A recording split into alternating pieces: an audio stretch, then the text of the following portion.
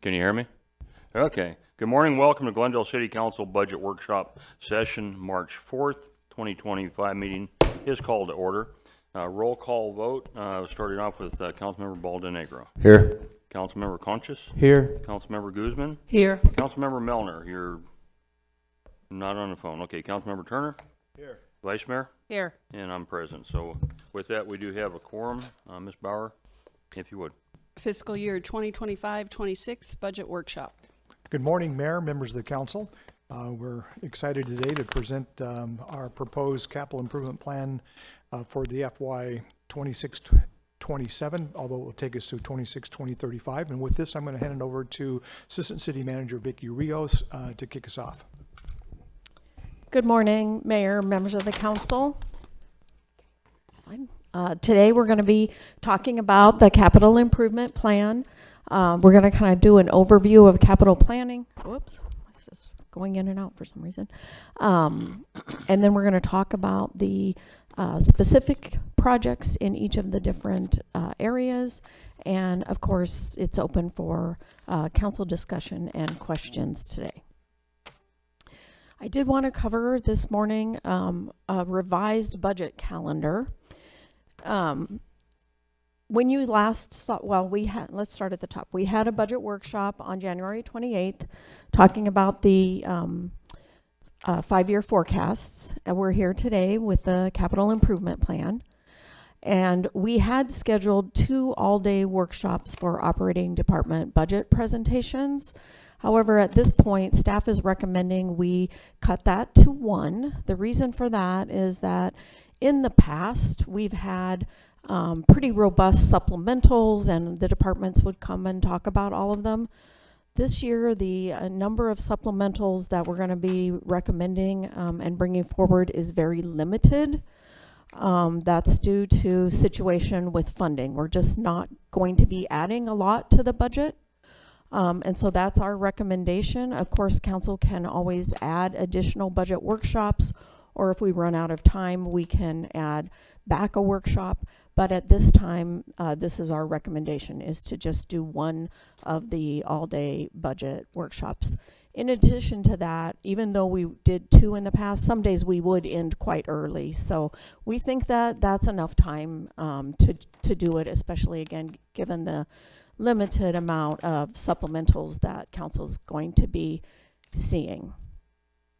And then we'll follow that up on the April 22nd. Typically what we do at that meeting is any follow-ups. So from either the capital improvement workshop or the operating budget discussions, there tend to be questions that we need to get answers to, and we take a little bit of time and come back later with those answers to council. So that's typically what we cover on the 22nd, and then we put the whole budget together with all of its pieces, including the operating budget, the CIP, the debt budget, and contingency.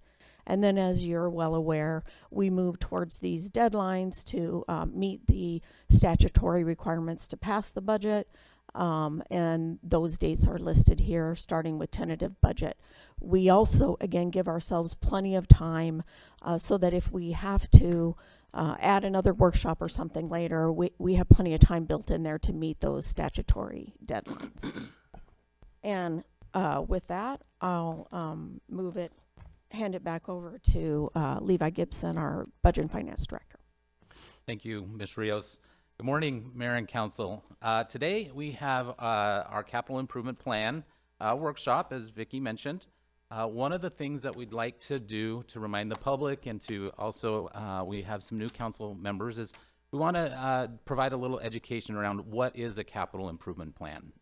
As you know, the capital improvement plan is a 10-year roadmap for creating, maintaining, and paying for current and future capital needs. A CIP, or capital improvement plan project, is a project that costs more than $50,000 and has a useful life of more than 4 years.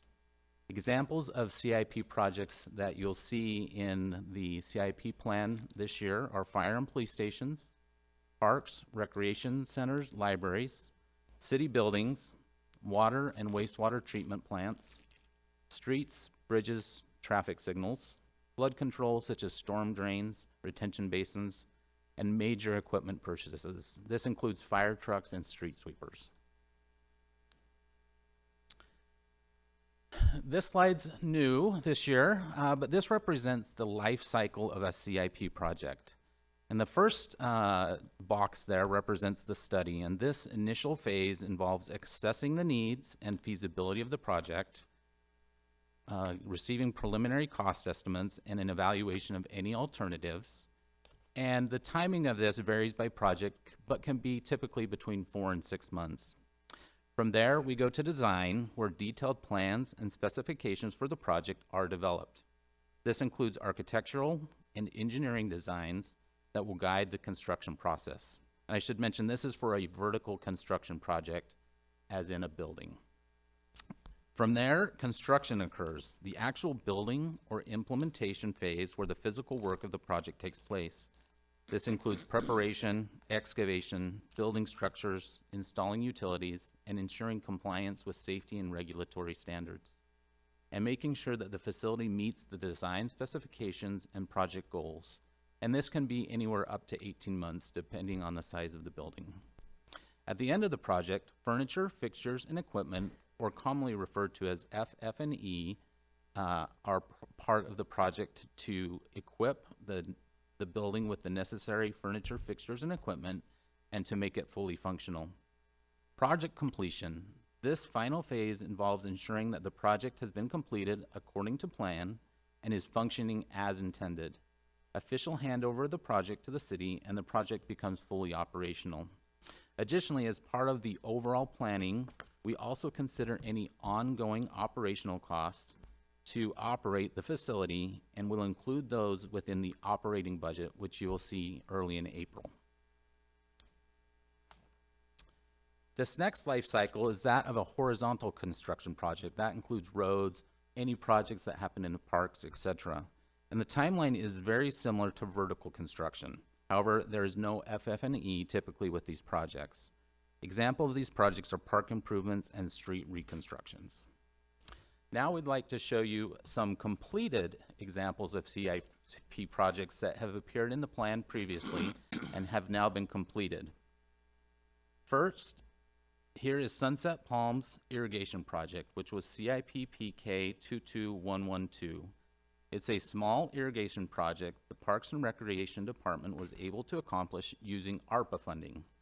The funding was originally received in fiscal year 22 and was carried forward as carryover until fiscal year 24 when the project was complete.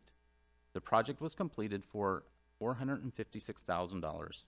This project is a great example of a relatively small project that the departments are able to complete in a short period of time. And as you can see from the picture, this made a big improvement to this park. Obviously the picture there that shows the browning grass compared to the green grass. So that's a great small project. The next example of a project is the Underground Storage Tank Replacement Project, or CIP-FC 19037. This was a project to replace aging below-ground double-vaulted fuel storage tanks and the associated piping at the operations campus. The operation campus serves all the, that's where people go to fuel police vehicles, that's where they go to fuel fleet vehicles, so this is a very important project. This project was budgeted to begin in fiscal year 23, but funding was carried over into fiscal year 24 when the project began. The project is scheduled to be completed in the current fiscal year, and this project was just over $1 million to complete. And it was funded with general government obligation bonds, or GO bonds. This project represents a small, multi-phase project that was completed over 2 fiscal years.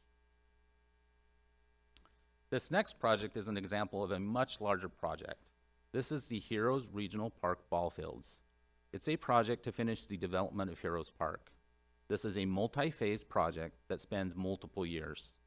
This phase of the project includes the addition of 3 lighted sports fields, 2 natural grass and 1 synthetic field, a dog park, mini pitch field, playground, and 8 pickleball courts, public restrooms, shade ramadas, and supporting parking.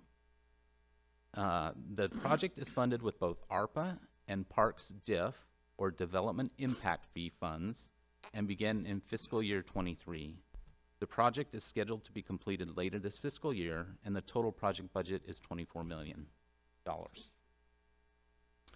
And the last project we'd like to show you is CIP WW 616. This is the West Area Reclamation Facility, which was a project to design and construct a replacement of the primary clarifier. The project started in fiscal year '21 and with completion in fiscal year '23, and the total project cost was $10.5 million.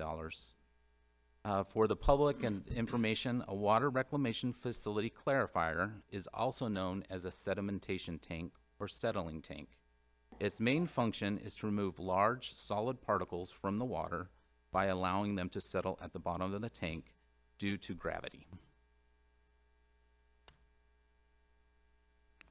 And with that, I'll turn over the remainder of the presentation to Ms. Lindsay and Mr. Hill. Thank you, Mr. Gibson. Good morning, Mayor and Council. So why do we do capital planning? We do capital planning for strategic planning. The CIP provides a structured approach to planning and prioritizing major infrastructure projects such as roads, parks, public buildings, and utilities. This ensures that resources are allocated effectively and projects are aligned with council's and the community's long-term goals and needs. For fiscal management, by outlining the anticipated costs and funding sources for each project over a multi-year period, the CIP helps manage our finances more effectively. It allows for better budgeting, forecasting, and avoiding unexpected expense. Community involvement. Capital improvement plans focus on projects that enhance the quality of life of our residents. This includes improving public safety, transportation, recreational facilities, and parks. Transparency and accountability. A 10-year CIP promotes transparency by providing a clear and public plan for capital expenditures.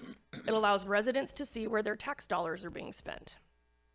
For risk management, a CIP helps identify and mitigate risks associated with aging infrastructure, such as water main breaks or deteriorating roads. Proactive investment in infrastructure maintenance and upgrades can prevent costly emergency repairs in the future. And leveraging funds. Many capital projects can be funded through various sources, including grants, bonds, and development impact fees. A CIP helps identify and leverage these funding sources to maximize investment. We also have a 10-year capital improvement plan because it is part of the City Council's financial policies. The City Council financial policy on capital asset and debt management specifies that we will address capital needs in the following order. First, improving existing assets. Second, replace existing assets as needed. And third, construct new assets. Having a long-term capital improvement plan is also considered a best practice by the Government Finance Officers Association, also known as GFOA. This next flow chart shows the process of developing the 10-year capital improvement plan. First, staff develops the 5-year financial forecast, which we presented back to council back in January. The departments then work with engineering, field operations, budget and finance, and other related departments to develop project scopes and timelines. The projects are then submitted to the budget and finance department, where we evaluate funding sources. We look at available funding, timing of projects, debt issuances, operational impacts of those capital projects, and propose a balanced capital improvement plan to the City Council, which is what you will see and we will discuss today. Any changes from today's discussion will be evaluated using the same financial models, and staff will bring those changes back to Council for discussion in the workshop on April 22nd. Council then adopts the 10-year CIP as part of the budget adoption process, beginning with tentative adoption in May and final adoption in June. Again, only the first year of the CIP is appropriated as part of the upcoming year's budget. So how is the CIP funded? The CIP is funded with many different funding sources. As I mentioned on the previous slide, although Council adopts a 10-year CIP, only the first year is appropriated as part of the budget. The most common funding sources are cash, which can be from fund balance or revenues, bond proceeds, which are received as revenue when we issue debt, grants, which can be state, regional, or federal grants. ARPA funding is an example of a grant we have received from the federal government, and carryover, which we will go over in more detail on the next slide. Projects that are funded, excuse me, with general obligation bonds in libraries, government facilities, parks, and flood control do require additional bond authorization to it through a special bond election. Okay, on this slide, I'll go over what carryover is. Carryover is funding that is carried over from one fiscal year to the next. Carryover occurs when a project takes more than one fiscal year. The Budget and Finance Department works with departments during budget development to estimate carryover from the current fiscal year, which is fiscal year 25, to the upcoming fiscal year, which is fiscal year 26. If a project does have carryover, the carryover funding remains in the same project and the same funding source. And carryover is adjusted after the fiscal year is closed when all prior fiscal year expenses have been recorded. Common reasons for carryover are project delays or supply chain issues, which we've experienced over the last couple of years, or projects that take multiple years. Mayor, I have a question about carryover. Why is there no carryover column in this year's CIP book? Mayor, members of the council, there should be a carryover column in the main portion of the report. It's just not listed in the change document. It's the first column on, if you go to page 65, it's the first column. Okay, well, in these individual projects, and I mean, even on the cover page, it lists all the projects. I don't see any carryover amounts. So, and for an example, on the crime lab, 4 million should have been a carryover, and it's being shown, should have been a carryover for 2025, and we can get to the crime lab, what I have to say about that later. But it's being shown as an allocation in fiscal year 2026, although the 4 million was allocated to do the study and on the design and all of that for fiscal year 2025, but there is no carryover. Mayor, members of the council, for the crime lab, for that particular project, the way the report is designed, the summary pages show carryover as a separate column. The individual project detail sheets show carryover as a specific string. So if you're looking at the crime lab project, it's the second phase. It's the second string down. It says estimated carryover, and that 4 million is listed in that line. Okay. All right, so they're just not in the actual, they're no longer showing them in the actual project page, though. Mayor, members of the council, That is in the changed. individual project detail sheet, it's listed as a row as estimated carryover, because that's the phase that the project or that the funding is located. Okay, well, it's changed since last year then. how it's Mayor, being members shown. members of the council, that's correct. It's showing as a row now instead of a column. Okay, thank you. So as an example, this is just a generic example for a project. If the total budget for a project is $1 million and a department estimates that they will spend $200,000 in the current year, Budget and Finance carries over $800,000 to the following year. However, after the year is closed and all invoices are paid from the prior year, Budget and Finance determines $300,000 was spent this year. We will then adjust that carryover dollar amount from $800,000 down to $700,000 so that the total project budget continues to be $1 million.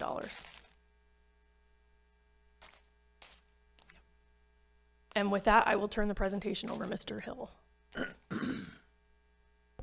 Thank you, Ms. Lindsay. Good morning, Mayor and Council. Now I'd like to take a moment to review the change document. The change document is in your binders, is under each tab per project type. The change document highlights any changes to fiscal year 2026 from last year's adopted CIP to this year's proposed CIP. The first column is a project number. Next, we have project name. And then followed by the third column is a proposed 10-year project total. This column is the fiscal year 2026 amount that was adopted as part of the fiscal year 2025 10-year CIP. The next column is a new proposed fiscal year 2026 year one amount. Then we indicate if it was an increase or decrease. And then this last column is the explanation for any changes. So in this case, the groundwater wells and interconnects went up by 3.5 million. and that was due to accelerated new well projects to meet Colorado River delivery reductions and updated construction costs to reflect inflation. Next, we have new projects. The new projects are listed in this bold outline box. And then we have the totals. First is the new project totals, and then the total for all the projects.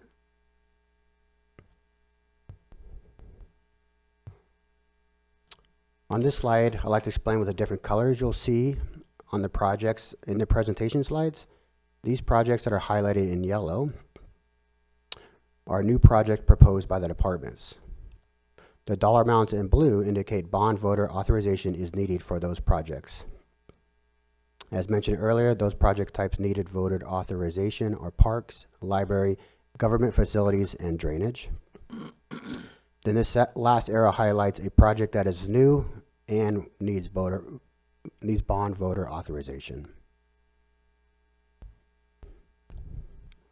These next three slides list the different funding sources we use to fund the capital improvement plan. First of which are development impact fees, or DIF for short.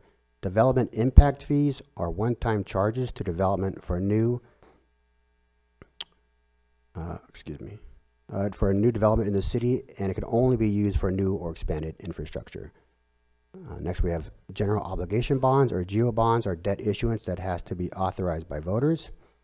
We have several programs of GEO bonds like streets, public safety, parks, government facilities, open space and trails, libraries, and flood control. The debt service for general obligation bonds is paid by secondary property tax. Then we have grant-funded projects. Grants can be federal or state grant funding and often require a matched contribution. Then we have pay-as-you-go funds. These are cash-funded projects, or the cash that we have in fund balance. Yeah, go ahead. Is that better? Yeah. 18. I think is where you mentioned that it required bond approval. I think it was more or less the phrase. So you have the arrow there, but on our paperwork, is there anything that actually indicates that these are projects we're projecting to do, but they don't have bond approval? Is that, I'm not seeing a designation. Mayor and council, as we go through so this slide is, this is like a screen print of a future of the slides later in the presentation. And in the presentation, you'll see the individual projects like park signage improvements. So under the park section, this project and the one below it is listed, and they're color coded. So you'll see them later on through the presentation. And I don't have the page number, but it's probably later, well into the slides. So you're saying everything highlighted in blue needs to be, we need bond approval before we can actually implement that. Okay. That's the designation I was looking for, highlighted in blue. Thanks.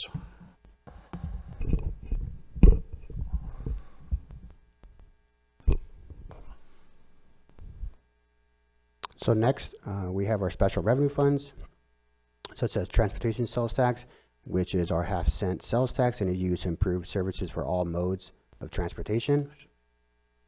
Highway user revenue funds, commonly referred to as HERF, is a restricted special revenue fund that can be used for right-of-way acquisition, construction, reconstruction, maintenance, and repair.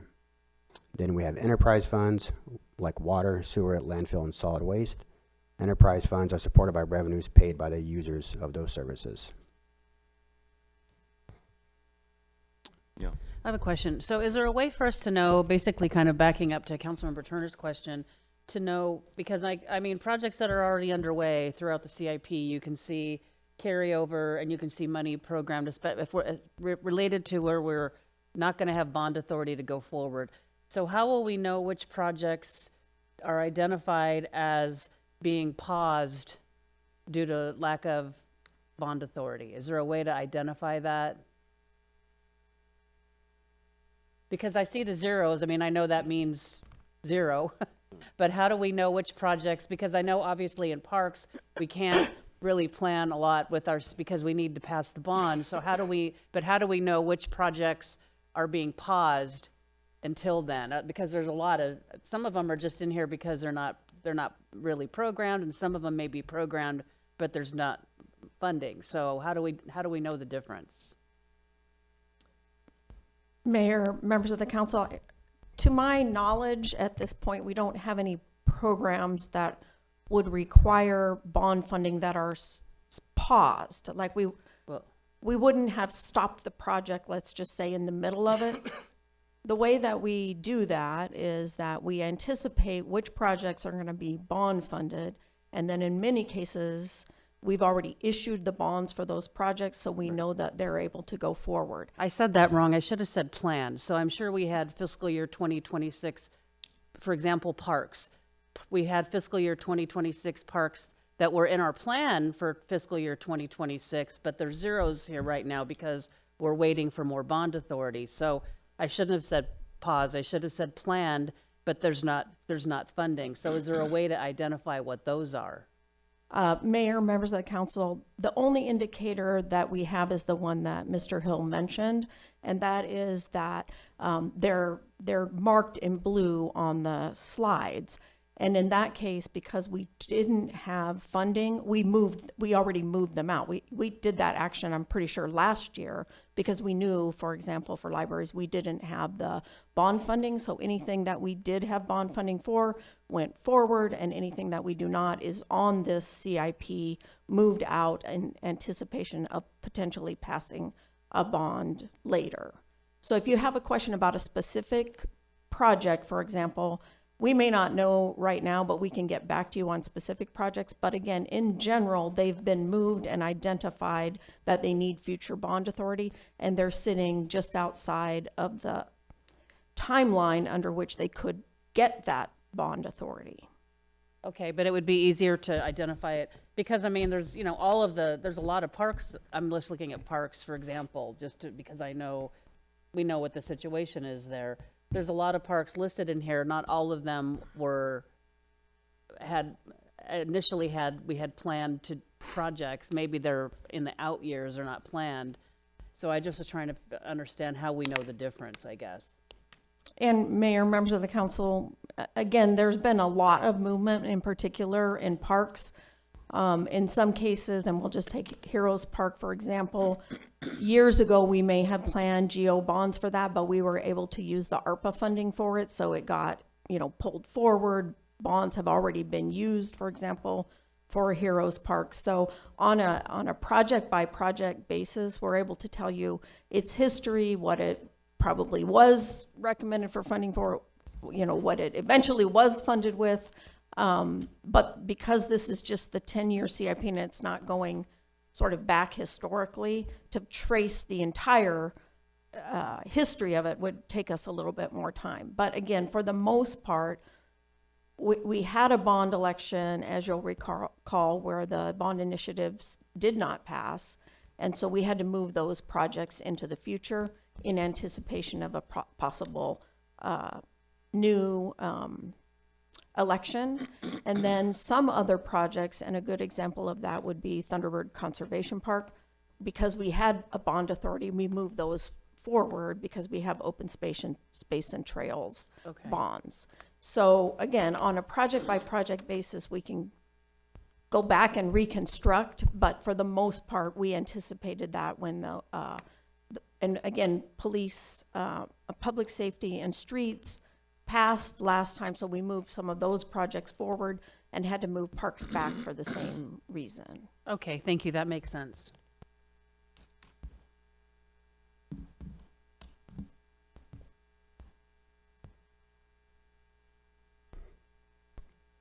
So the previous slide explained the various sources we use to fund the CIP.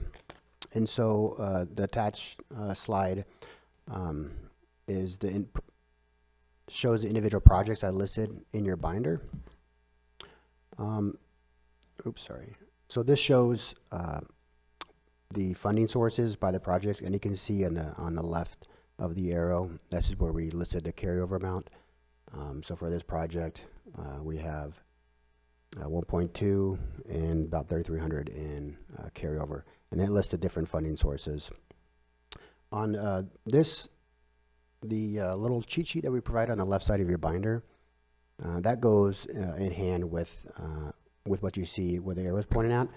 So you can see the 4050, that's under the bond section, and then 4061 for ARPA, that's listed under the grant section. So that the sheet on the left of the binders and the numbers you see on this slide, they go hand in hand, so you can identify the funding source by category.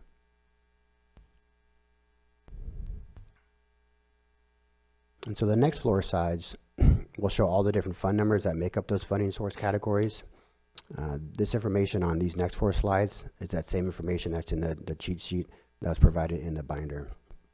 So first you can see we have pay-as-you-go funds, and those are your general fund or 1080, and then arts. Then this has the development impact fees. So the first 4 numbers are fund number. Then the different categories, for example, fire and police, what those DIF funds can be used for. And then the last 4 is the years we implemented those DIF fees.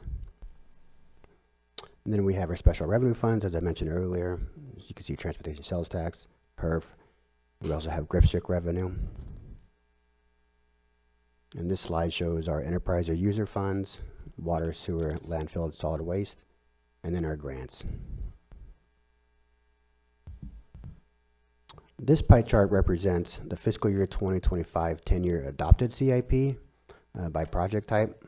The total fiscal year 25 through 34 CIP was approximately $1.9 billion.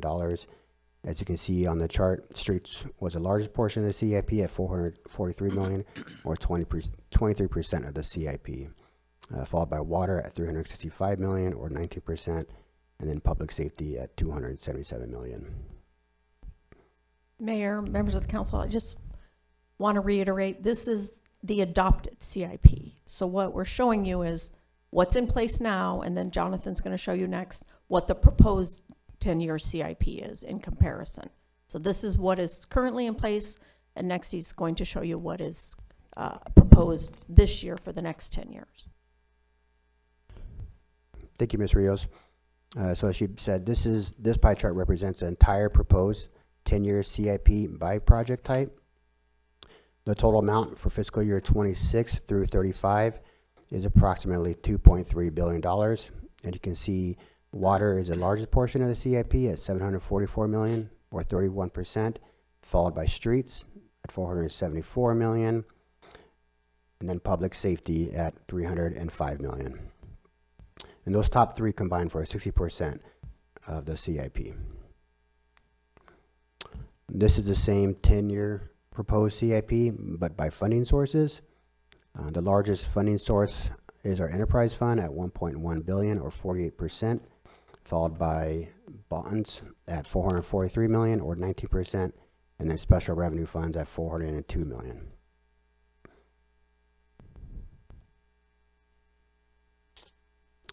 The proposed amount to be appropriated as part of the fiscal year 2026 budget for the capital improvement plan for year 1 is $404 million. Of this amount, $195 million is carryover, and $209 million is new funding for projects.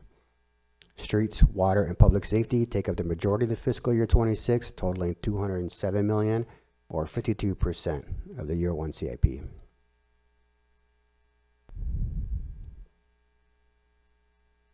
With that, we'll go into the different sections of the CIP. First up, we have water. Water is 50% of the year 1 proposed CIP. Water funding is mostly from water user fee or enterprise fund, and then they have 1% of that is for development impact fees.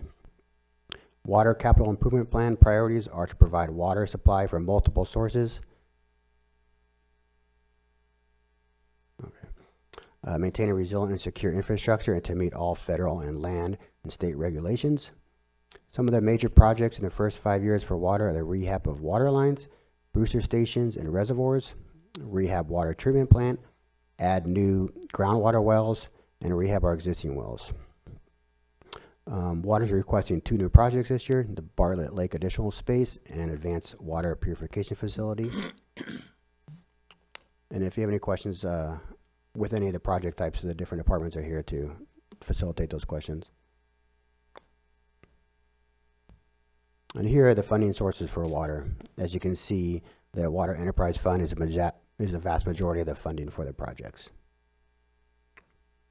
And then the next few slides are the individual projects for the water department. And this slide represents the two new projects water is proposing. Any questions on water before we move to wastewater? I do have one question that trying to figure out exactly what it meant. On slide 31, the bottom it says add water rights and supply infrastructure. How do you add water rights?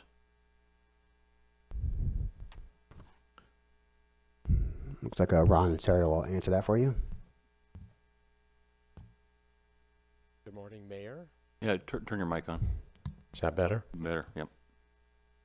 Basically, what we're adding is new water supplies, which we currently don't have. So from a water resource perspective, it's adding a different source of water. So yeah, maybe we should call it something different. I was gonna say, I didn't know there was any other rights that we could get, because I think we'd do everything we could to get any rights. All right, I just want to make sure that I wasn't missing something there. No. Okay. Mayor, if I might. Go ahead. And Mr. Serio, correct me if I'm wrong, but would this include when a city gets rights to water because a dam is raised and they contributed in part to raising that dam, then they have a right to a certain amount of water there. But the cost of raising the dam is what we pay for that right to the water. Mayor, Councilmember Turner, you are correct. So there's two different primary sources that we're looking at. One is advanced water purification, and the other one is more capacity in Bartlett Lake on the Salt River system. So as Councilmember Turner stated, if we participate in that project, there would be a new source of water above what the current level of the lake is that would be available to Glendale.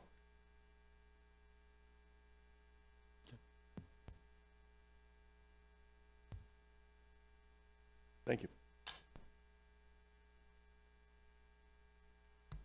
Thank you, Ron. Next up, we have wastewater. Wastewater year one of the fiscal year 26 CIP is about 10%. Wastewater funding is mostly sewer user fee or enterprise fund, and they have 3% or 2% is for development impact fees.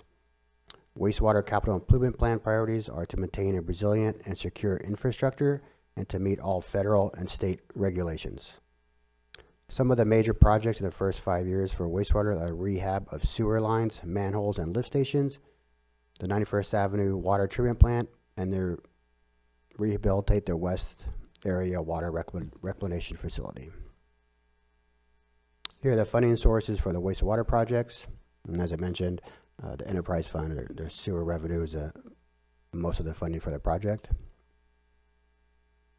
And these next few slides list the individual projects for wastewater. The total CIP is about 304 million.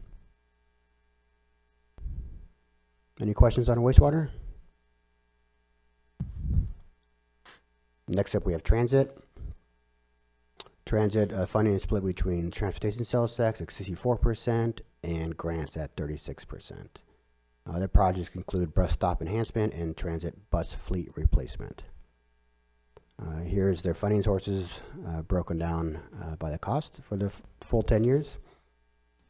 And their total 10-year CIP is 11.2 million. And this slide shows all four of transit's projects. Mayor? Go ahead. How many, thank you, Mayor, how many bus stops and can we enhance for about $200,000 and some $1,000? Just to get an idea of the number that we're talking about, because it's pretty much, 277, 224, 229. Mayor and council, 200,000 would do about 8 bus stops. How many? 8 bus stops. 8? And what kind of enhancements, Mayor, if I could find? Mayor council, that would be adding bus shelter, bus pad, furniture, and bus stop furniture. Okay, so we're planning on eight per year. Okay, very good, thank you. Thank you.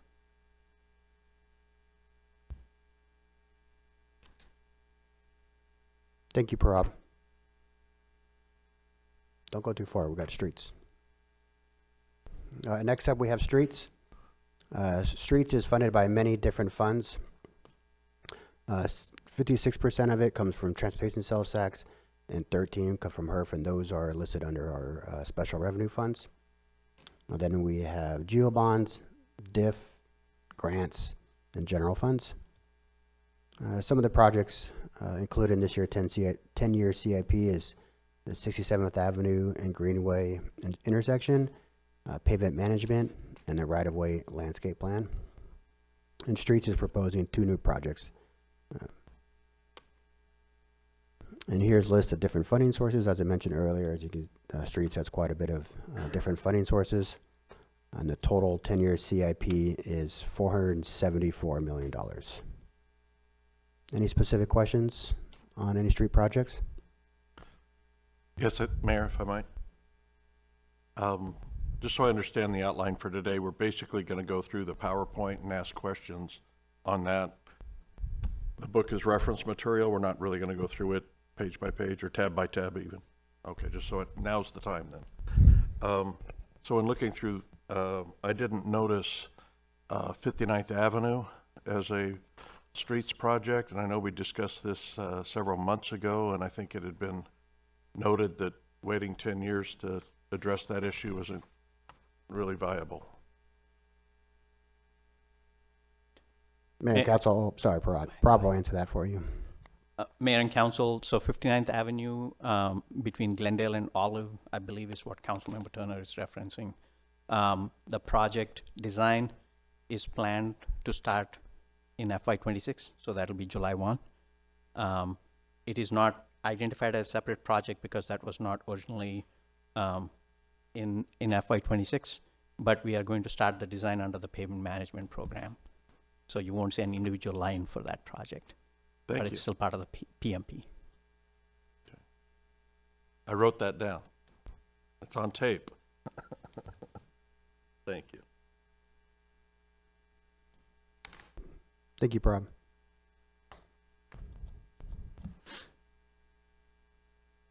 This slide shows the 2 new proposed projects for streets. Next up, we have solid waste. Solid waste is 100% funded by the user fees or enterprise fund.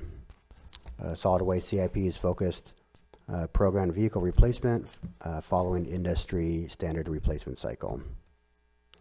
Here's the funding source for solid waste. As I mentioned, it's the enterprise fund. This list of 7 individual solid waste projects. The total 10-year CIP is $57.7 million. Any questions on solid waste?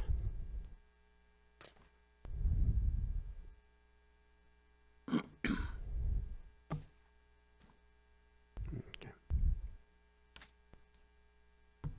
Next up, we have public safety. Public safety is funded by many different sources. The largest is geo bonds at 61%, followed by general funds at 23%. We have special revenue funds and development impact fees. Public safety is focused on improving existing facilities and replacing existing assets as needed. This slide shows the different funding sources for the public safety program. The total 10-year CIP is $305 million for public safety, and public safety is proposing 5 new projects.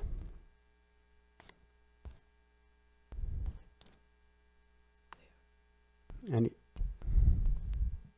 Mayor, I've got some questions about public safety. Go ahead. Okay, I see on slide 64, I see the crime lab is showing as a carryover for 4 million.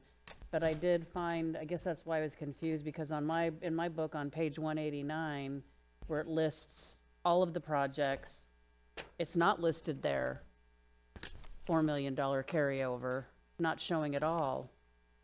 And I'm starting to grow more and more concerned. In fiscal year 2024, evidence lab, or evidence storage facility, and the crime lab were showing as a single item in the CIP. And I know the council believed that the crime lab was moving forward.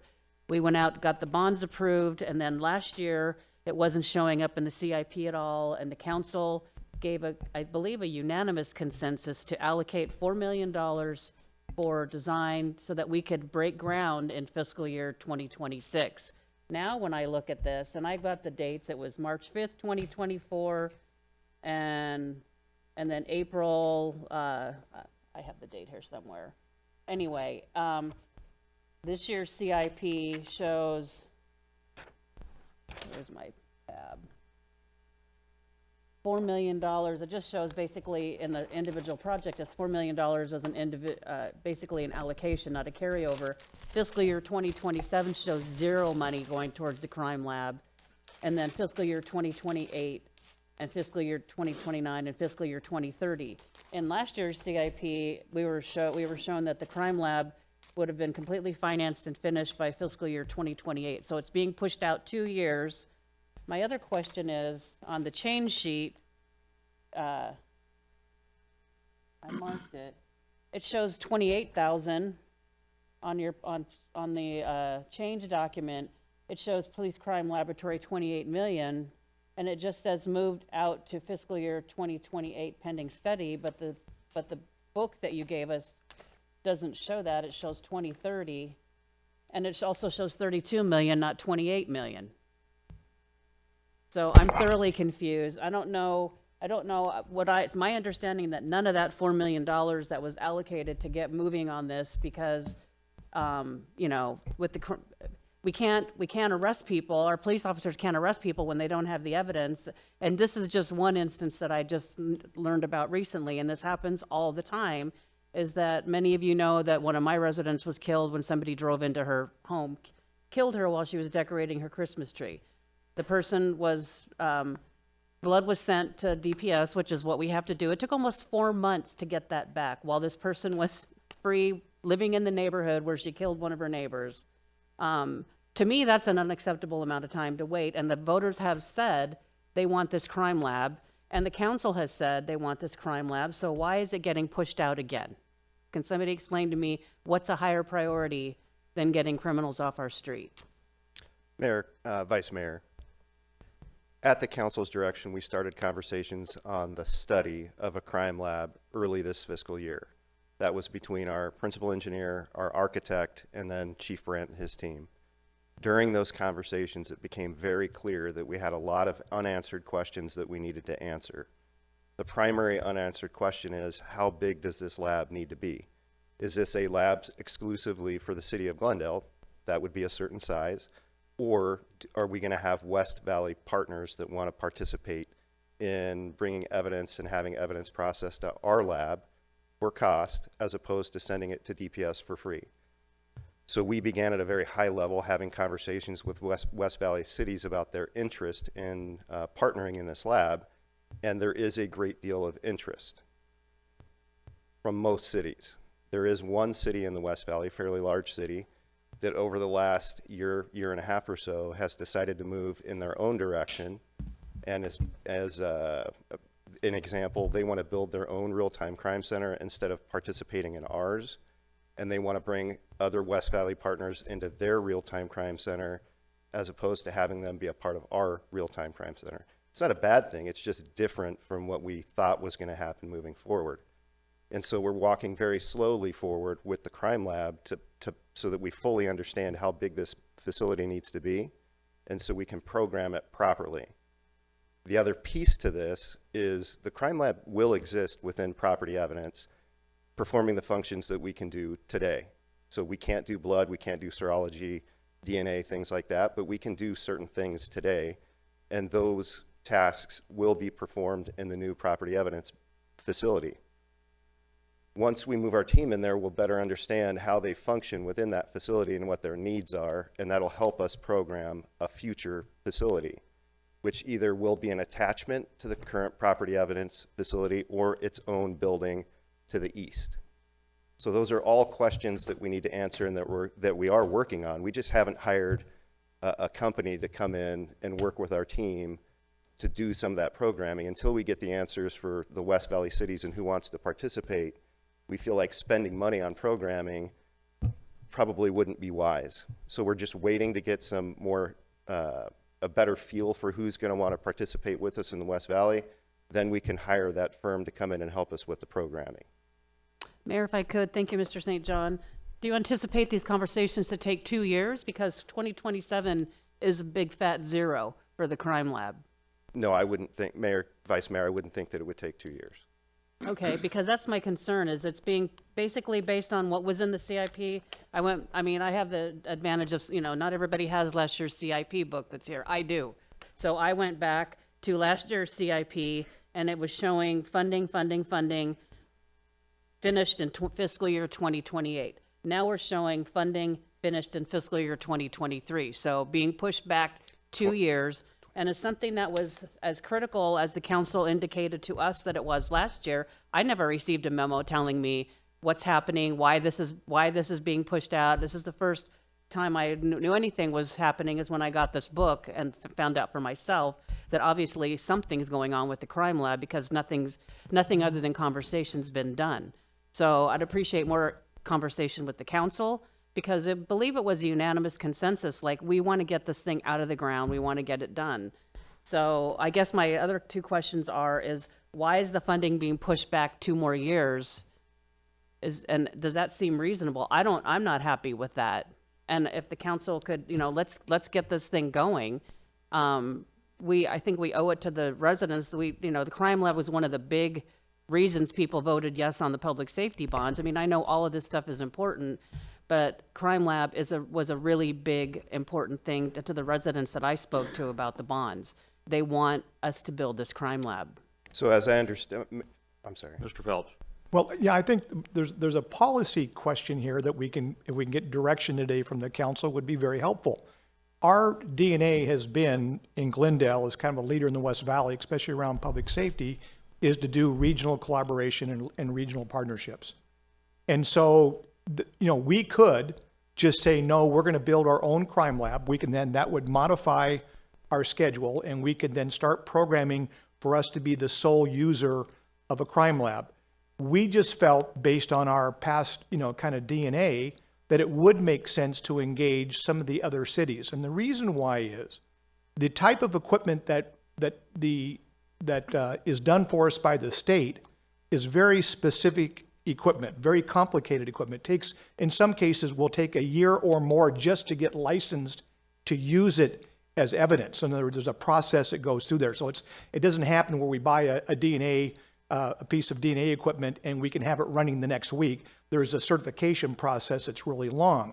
So we felt having regional partners to help offset the cost, which means we could get better utilization of it, cover some of the O&M upkeep, which can be substantial, made sense pursuing. But we don't have to. That is really a policy question. And if the council would, prefer us just to start really focusing on a crime lab strictly for the city of Glendale, we can come back and we could modify that schedule, and then we could program it much easier. We just felt, Vice Mayor, that it made sense to pursue. I've got a meeting Thursday with my West Valley managers, and it's one of the topics on there to bring it to the up to the city manager level. But again, it's really a policy discussion, and we'll go direction however the council would like to do it. But that was really our thought, is if we could do a regional crime lab, there may be great benefit for our citizens and for the West Valley in general. I think that's a great idea. I guess my point is, though, is that going to delay it 2 years? Because based on the CIP that you gave us this year, you're telling us that's going to take 2 more years. That's the part I'm not okay with. Mayor, Vice Mayor, may I weigh in on that? If I could, Mr. St. John, before I'm finished, please, is that if that all was happening, it would have been, I would think, if I was in your situation, I would have notified the council that, hey, we got your direction, we understood your direction was, let's get going on this crime lab. Here's what's happening, here's these conversations we're having, there's a possibility that's going to delay getting this done. I don't understand how it could take 2 more years. These conversations, if it's going to take 2 more years, then I say let's not wait. But I don't think there's any reason why these conversations need to take 2 more years. Mayor, Vice Mayor, The 4 million that we're carrying over into FY26, we use 100,000 or so to hire someone to come in and help us program. We can then immediately go into design with the 3.9 that's left. 3.9 million is plenty to do the design of the crime lab. And then in so that carries us in, and I'm told design will take a year. So that potentially carries us into FY28 before we can even put a shovel in the ground. As I understand, that's why it appears as it does within the CIP for FY26. The 4 million is meant to handle programming and also design. Okay. So I guess my last question then is why on your change sheet does it show the project is $28 million on this change sheet for public safety, and then on page, whatever the page is here, page 204, it shows the project is $32 million. Why? What's the Mayor, what's the difference? members of the council, that difference is the $4 million. Carryover. The carryover is on one and not on the other. 28 million is new money Okay. added to the 4 million. I get it now, but I mean, it's like trying to play hide Yeah. the nut game, trying to figure out what's going on here. Thank you. Yep. Mayor? Go ahead. Thank you. Well, first off, communication would have been helpful going into this. It feels to me like we're at the point today, today we're learning that we're a year away from being where we hope to be today.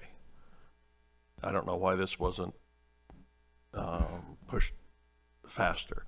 You know, a year ago, we said we wanted to move forward with this, and now it's just going to, you know, the West Valley City managers and all of that. So I feel, and I think maybe Councilmember Tomachoff feels like we've lost a year here from where we expected to be. In the crime lab, and I'll tell you what I see in my mind, and you can correct me if I'm wrong. Even if we have participation from other West Valley cities, that doesn't necessarily mean that we're going to have multiple DNA whatever's, or multiple blood alcohol testing equipment and multiples of this. We're probably going to have a set level of that. It's just that available time on those machines that we're not using is available then to other West Valley cities. So it becomes more of a time management issue and also a space management issue for the other employees from other cities that might be there. And that seems somewhat, it's got to be incorporated into the design question, but I think we could anticipate if we're doing it this way, if we're doing it with more. I just think we could be making more progress on this, and we could also be keeping the council in the loop a little bit better on an item that obviously from last year's discussion, we're highly interested in. Thank you. Mayor? I have to agree with Vice Mayor Tomachoff. Before I was elected, I actually was out in the community talking to people, the residents, not just in the Yucca, but other areas, and they were really excited about this crime lab. I've had several residents ask me, where is it? Why isn't it, why haven't we heard about it? We probably, as council members, should have been told what the delay was. And I myself feel like this project should be started. The public voted for it. They approved it, and it shouldn't be delayed. I think it's a great idea for the other cities to be able to come in on the project, but if that's what we're waiting for, I'm not in agreement with that. I think it should go forward. Mayor? What? I'd also like to express that same sentiment of this council and the city in terms of supporting public safety. When it comes to the election for the bonds, there was no stipulation in the information pamphlet that the other cities had to buy in and sign a MOU in order for the project to start. So I just want to make sure that we're being very transparent with the voters and that we get this project rolling as soon as possible. Thank you. Mayor, if I could, just to wrap it up, Mayor, I believe it's clear should be clear now that let's go. let's get this going. Let's, you know, I mean, we can't be like, well, get back to us next year and let us know if you want to participate. Like, yes or no. I mean, and as Councilmember Turner said, you know, we're going to need the equipment regardless of how many people are using it. Like, let's start going. And that, you know, I mean, I would think something like this is going to be basically, probably most likely, a 24 operation. The police department's a 24-hour operation. Other cities could schedule time, flex time, however you want to call it, when they can use the lab when we're not using it. I mean, I don't know how much bigger we need to make it, maybe a little bit bigger. But I mean, this is the third year in a row, because 2 years ago, we all thought this was happening because there was money in here for the evidence storage, and it was shown as one project, which confused all of us. And then when we realized, oh, that was just for the evidence storage, which I'm glad we're doing, but it's just like I said, I mean, I honestly do think it's kind of like a hide the nut game. And the lack of communication, you know, clearly this is an important thing for the council. It was for the previous council. It is for this council. So I just would like some acknowledgement that we want to get this done. Thank you.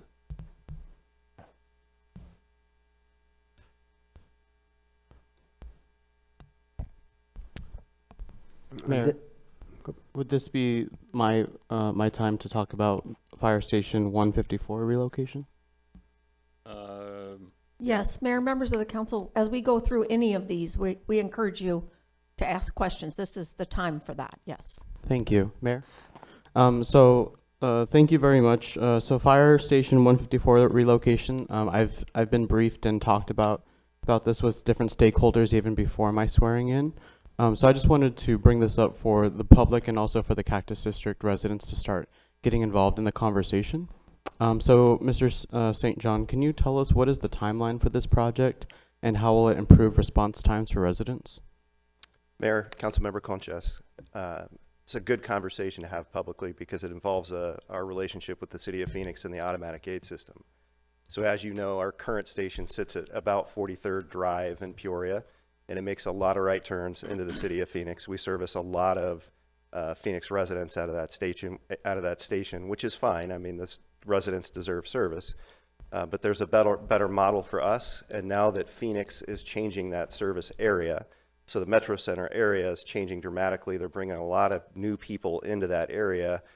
They're coming forward with a plan to the Automatic Aid Council, if you will, Central Arizona Life Safety Council, to talk about how they plan to service that area. So our move of Station 154 needs to be in lockstep, if you will, with when Phoenix is ready to build their station and put an all hazards unit in that area. So those are conversations that we've been having for a number of years now with Chief Freeberg and the Phoenix Fire Chief Mike Durant. And it has gone up to the assistant and deputy city manager level and city manager level. So everyone is aware of what we're doing to better serve our residents, to improve our response times along our spine, which is 59th Avenue, and Phoenix's need to service their area differently because they've changed how what that service area looks like.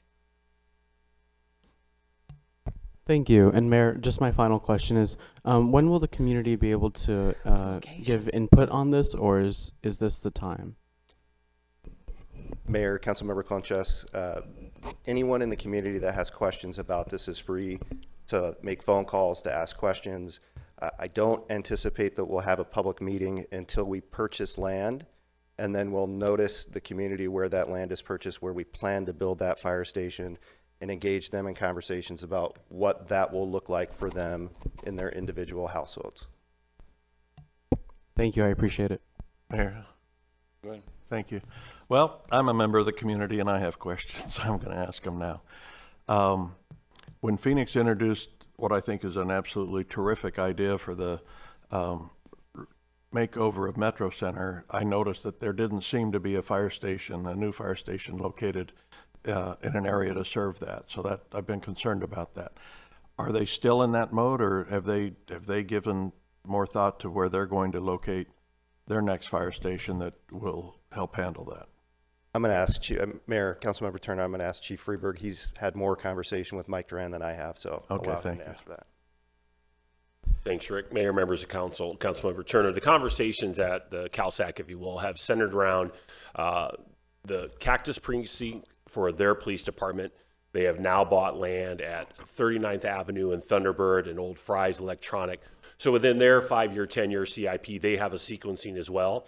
So conceptually, myself and Chief Duran, those are his two primary locations he has in his planning documents to build Phoenix fire stations. So that's 39th and Thunderbird would be the closest? Or 39th and Cactus. 39th and Cactus. So he has two on 39th Avenue, is that one at Thunderbird? Okay. I would leave that to the city of Phoenix and their CIP programming and what he brings forward for his conceptuals and what they're going to decide on final placement. So they have two potential locations and they'll choose one or the other? Is that what you're thinking? That's what they have articulated to us so far. Okay. So best case scenario for us would be that it's at Cactus, which, just means it's 2 miles closer. One. The Phoenix location? Yeah, for them to locate, to help relieve the demand on us to protect even more in the Metro Center area. Mayor, members, Councilmember Turner, that's usually the methodology, is to try to sandwich those high density areas, yes. Yeah, okay. And I'm a big believer and supporter of the automatic aid system. And, people may wonder, well, why did Glendale locate a fire station so close to our city boundary? And it's so that Phoenix wouldn't also have to locate one very closely. We'd have one station that could go both directions there in the automatic aid system. And Phoenix also located a station, I believe, down and around 43rd and Camelback, which would be from their point of view, close to their boundary, that runs into Glendale quite a bit. But they're changing the picture over there. And, I think we need to understand that, which I think we do. I don't know that the solution for us is necessarily for us to move our station farther away unless they know that, they need to know ahead of time that maybe is what we're considering, so that maybe they're going to decide that Cactus isn't close enough for them. And I don't want to get into a turf war and undermine automatic aid, but it seems like we have a problem here. It may have, I know that there's been discussions among council members in both cities about this, and I imagine the manager level too. We need to get a handle on this, and because it has a domino effect on all of our other stations and the protection for the rest of our community. And if they stay at Cactus and we move farther away from there, then that's going to be problematic for their new development, I think, and they need to know that ahead of time if we're thinking about moving farther away. I also see in the CIP that we have a station, I think last year it was described as a placeholder at 75th and Orangewood. I'm not aware of any land that we own in that area that we plan on building on, but just as a general something in that area. Is that potentially the relocation of 154 to that area? Mayor, members, council, Member Turner, I would offer, based on the policy discussions and decisions today, we would go into that deeper dive analysis. We would look at our response times, our incident-centric response times, look at the data to bring forward that programming document. We've been focused on the last year, based on the council direction from last year, around that 99th Avenue and Glendale conversation we had last year. That's where our focus has been. We've had ongoing conversations about our 154 Phoenix relationship intentionally and collaboratively with the city of Phoenix. The one we talked about, that 75th and Orangewood, has not been on the priority right now because our focus has been driven by the policy discussions last year. So at this point, it really is a placeholder and a second or third tier option for us. It's not something we're sharpening our pencils over today. So thank you. The other element of this is several years ago, and the mayor certainly saw this potential, as did others, to bring in an engine company from Phoenix and co-station them with our engine at 154, or didn't have to be an engine in our book, but it could be an LA or whatever. And we did that for a while, and we made a big deal out of it, press out there and photos and all of that. And then it went away. The Phoenix one went away, I think. And that's where it was last year. So if that's a solution, if that's an element to part of this, then if Phoenix is going to do it, they've got to be committed to it. And this is not something that will just stand up for a few months for the photo op and then walk away from.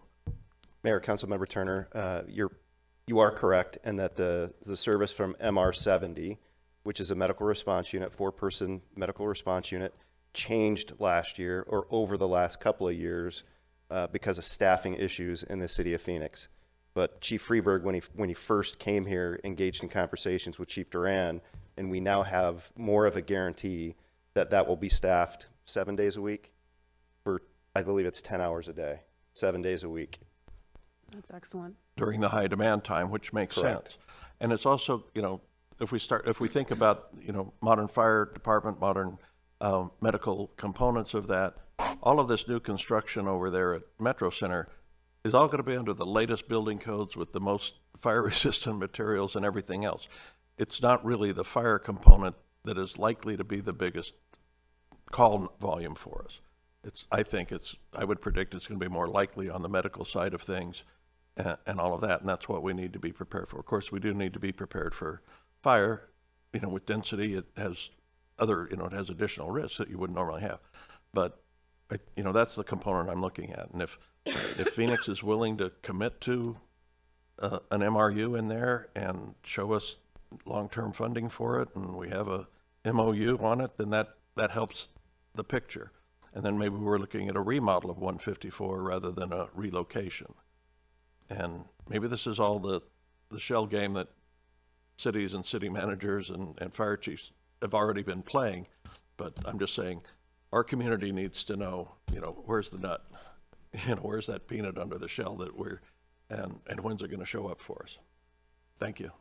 Mayor, Mr. St. John or possibly Mr. Freeberg, so Phoenix passed their bonds in November of 2023, and I know there were numerous conversations with Vice Mayor O'Brien that there was nothing in their next 5-year CIP programmed to address this issue. They would take another bond approval in 2028 to get that done. So that's why I'm a little confused about the amount of money we have programmed for Fire Station 154, almost $5 million in fiscal year 26 and $7.5 million in 2027, when Phoenix doesn't have any funding to operate with to actually make any of these changes that I know they're talking about making, but they're not in this first, 1 through 5 CIP in Phoenix, that I know for sure.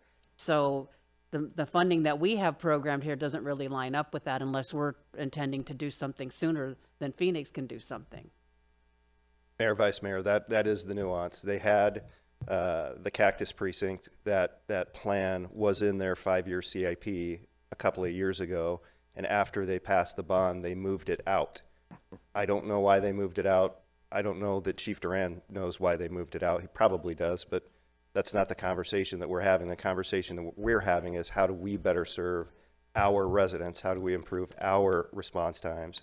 And looking at the study that was done, the service area study that was done a year and a half ago now, or whatever it was, that study suggests that moving the station a mile west provides an additional benefit to our community. Moving it even further west provides additional benefit.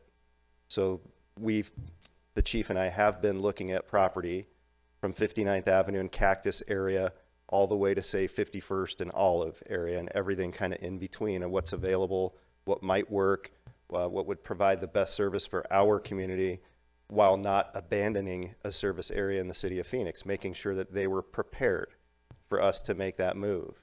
And so that is the nuance that we're working through for sure. So just to make sure I understand that, we are basically moving in the direction of moving ahead before they have any funding to do, that they had their next round of funding to address it. Mayor, Vice Mayor, what I would like to do, if the council approves, and it is a policy decision, is to go out and secure the land. And then we can sequence the building of that station and the move of our all-hazards unit from 54 to the new station 54. And Phoenix, to your point, they have the option of using our old fire station if that's what they need to do, and putting their own all-hazards unit, 24-hour all-hazards unit in there. There's been a lot of conversation about possibilities. And so I don't know where Phoenix is going to land, but I think we need to go out and find the land and make sure that we're doing what we can for our community. And I agree with that. I guess, so is there no possibility that Station 154 couldn't be expanded where it is? And we wouldn't have to buy land? And if we had a stronger commitment, I mean, I've had discussions with Vice Mayor, sorry, I can't see out of my glasses, I need to clean them. With Vice Mayor O'Brien about this, and I know that you know, when we've had some pretty frank discussions about the fact that, you know, do we need to do an IGA? Well, we need a commitment from Phoenix to be committed to staffing, additional staffing for 154 as it stands right now, and I'm pleased to hear that I don't know whether we have anything in writing. I think that might have been the problem last time. And I know during COVID, everybody had staffing issues. You know, I mean, I think that's when they started to just not be able to send a unit over there. And then after a while, when you're just not doing it anymore, then you just don't do it anymore. So I'm glad to see that there's an agreement of some sort in place to do that. But is the idea of that being a joint station, is that even on the table? Mr. Phelps? Yeah, Mayor, members of council, Vice Mayor. I think that the location, when you're using an automatic aid system, which uses AVL to talk about the closest asset into an area, the minute we commit to putting it and maintaining it at that location, it will always be likely to go to the, you know, into the city of Phoenix more potentially than here. We have an issue with call volume that not only affects 154, but then it's affecting our other stations, because as we're into Phoenix, we then, the workload and the call load gets picked up by other stations. And we've had good discussions about this. As you know, we're really committed with our new fire station design to really design it with kind of now the understanding of how we do decontamination, how we store turnout gear differently, how we make sure living quarters are separate. You know, it really, yes, can you remodel an existing station? You could, but you know, our new 153, when we get a chance to cut the ribbon on it, is going to be a great model, and we've designed it such that it could be replicated in the city, in our service area. So at the end of the day, just as a reminder, I haven't seen numbers in the last year, maybe you want to correct me on this, but the last time I looked, we were still going into Phoenix roughly about 1,800 service calls a year. Am I real far off on that? What's Okay. the net? Now, What's the net, though? That's the net? 1,800 calls out of a total of what, about 2,500 calls, 2,700 calls?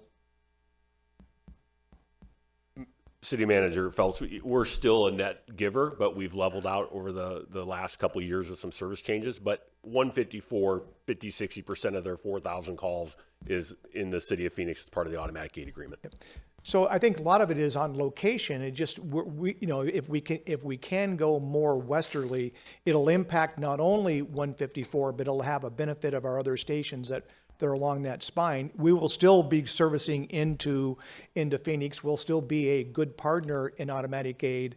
And I would just close with this, is there isn't a city in the entire automatic aid system that has the numbers of units out into a community versus the call volume coming in. We've been a good partner. We want to continue to be a good partner, but strategically for our operations, it would make sense, from our opinion, to look at another location a little bit slightly more westerly and build a brand new station, from the scratch.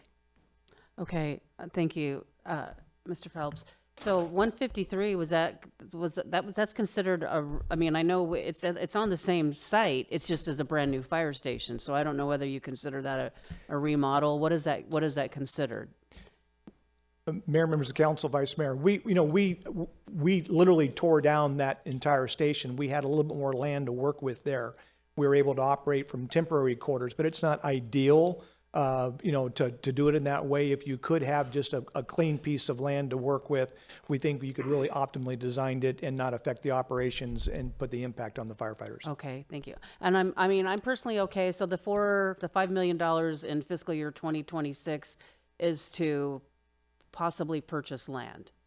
And then and then hopefully the land doesn't cost that much, but there's more money in there to actually start working on.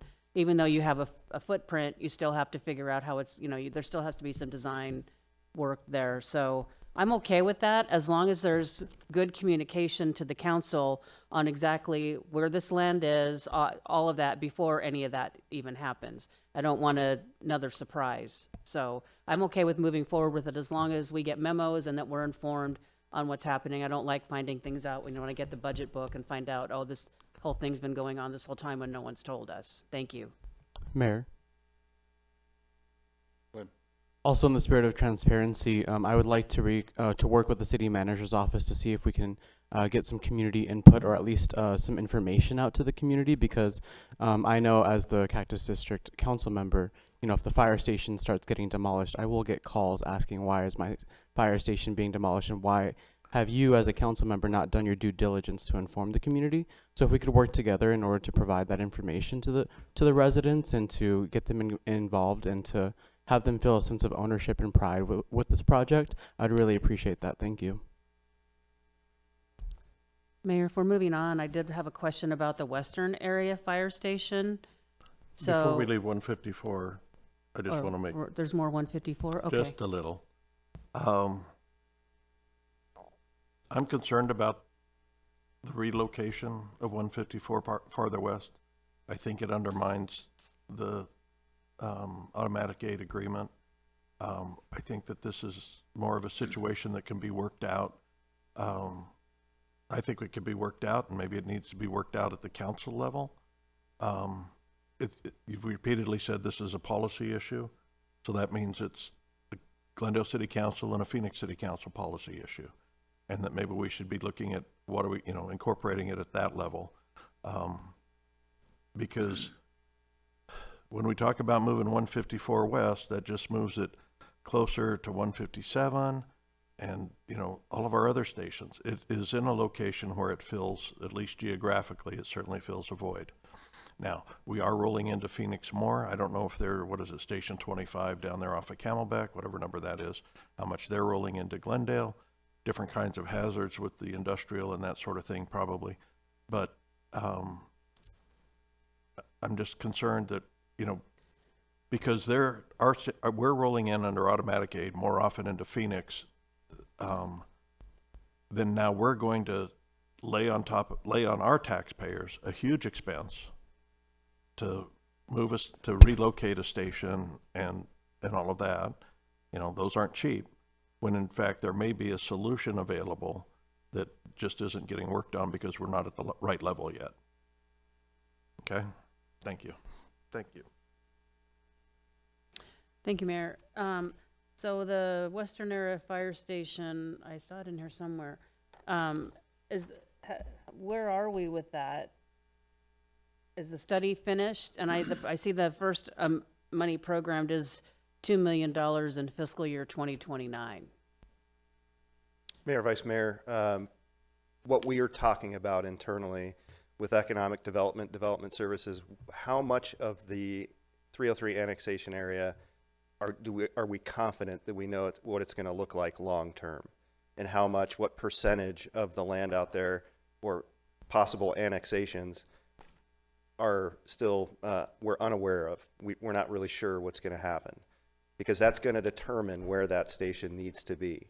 Now, obviously, with the building of rooftops in Zanjero, the building of rooftops in Allen Ranch, along Camelback and Cotton Lane area, we're seeing the need to increase our pace on figuring that out. As I understand it, we're about 90% sure of what that area is going to look like. There's only a 10% variable right now. And so we do believe that that location at Saraville and Northern, where we own property, is a good location. We don't know that it's the best location. There's more work that needs to be done on that. So I guess, so I thought the Western Area was the fire station in the sports entertainment area or the airport vicinity or somewhere there. Are we talking about two fire stations now, one there and one out in at Saraville? So Mayor, Vice Mayor, if you look on the form, Fire Station 1511 is Western Area, and Fire Station 1510 is Airport Area or Westgate Area. So for Fire Station 1510, we have finished programming. Okay, so you have finished this, the study is finished for that? Mayor, Vice Mayor, yes. So has a location been identified for that? Mayor, Vice Mayor, yes. It's across the street to the north of the airport. Is what we're seeing. We have a couple of options, but what we're seeing as the ideal option is across the street from the airport on the north side of Glendale. And we own that property? Mayor, Vice Mayor, that is correct, yes. Okay, so is that going to be presented to the council at some time coming up? Mayor, Vice Mayor, yes. Okay. I have a question. All on right, that. thank you. I have a question on that, Mayor. So on page 64, it shows Fire Station 1510 Airport Area. That's the one that you're talking about. The $3 million, what is that for in fiscal 27? And then the carryover of $537,500, what is that for? Mayor, Councilmember Guzman, the $3 million would be for design and then moving into construction when we're ready to move into construction. The issue that we have with 1510 is there's a general fund implication because we'll need to hire the staff to manage that fire station.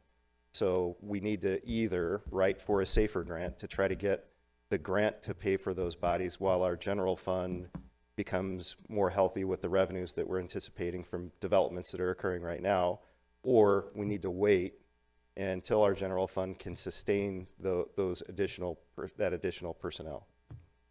So if that's going to take some time, then we're not going to, what's the anticipation date or that this would be completed? The fire station? I'd have, Mayor, Councilmember Guzman, I'd have to see it on can we flip to the page that has that on it? It's on 64. Okay, I see it now. Sorry about that.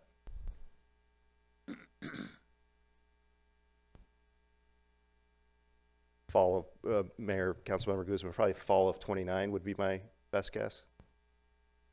Okay, thank you.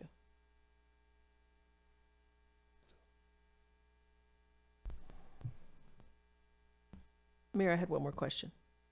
You had mentioned to Vice Mayor Tomachov that we're looking at 2 fire stations. This is one and then another one closer in Westgate? Mayor, Councilmember Guzman, no.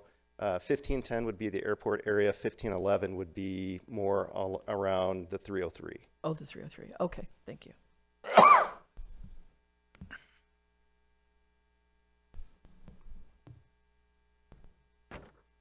Thank you, Rick St. John and Chief Freeberg. This slide shows 3 of the 5 new projects that public safety is proposing. Do we have any additional questions for public safety? I do have one. What is the Fire Resource Center replacement project number 26005? It's on the change document on the top line of the box. I just don't know what that is.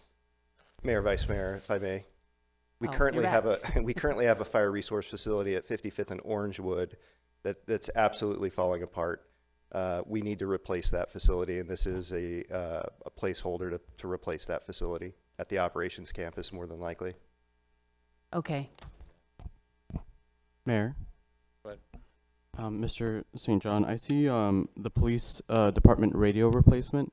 One of my priorities for the Cactus District and for City of Glendale is speed enforcement. So in the future, would this be the opportunity to request speed radar guns for our police cars? Mayor, Councilmember Conchas, I don't believe radar guns would be part of a capital plan. I think that would be part of the general fund. Thank you. It can be part of that discussion. Thank you.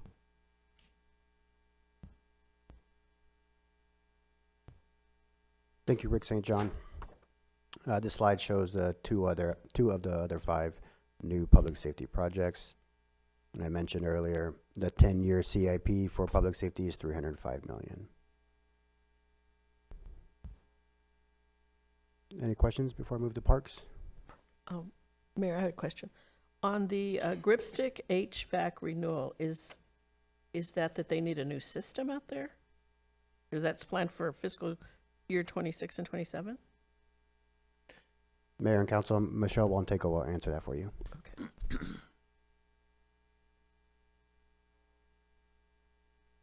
Mayor, members of the council, That is for the renewal of that system. So there's cooling towers out there. That's the evaluation, design, and replacement or refurbishment of those systems. Oh, okay. Okay, thank you. Thank you, Michelle. Next, we have Parks. Parks is funded by many different sources. Their largest is GeoBonds for both parks and open space trails, totaling 95%.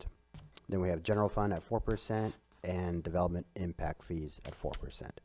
Some of the projects proposed include improvements at Bonsall Park North, Grand Canal Linear Park, Dunbird Conservation Park, and Dunbird Paseo Park. Parks is proposing 2 new projects totaling $1.4 million. This is the Parks CIP program by funding source, and as you can see in fiscal year 27, 28, and 29 under line 4050, which is GeoBond Parks, that's when they'll need additional voter authorization for those projects. These next slides show the individual projects for parks they're proposing for the 10-year CIP. Any questions on any additional specific projects? Mayor? Thank you, Mayor. So I know we're going to be, well, we started the process anyway to move forward with bond funding for parks. And so how do we, I guess what I was trying to understand earlier is how do we identify, you know, I mean, obviously we can talk about all the way out to 31, 35, but fiscal year 26 through 30, because obviously there's a lot of zeros in here, but which parks are we going to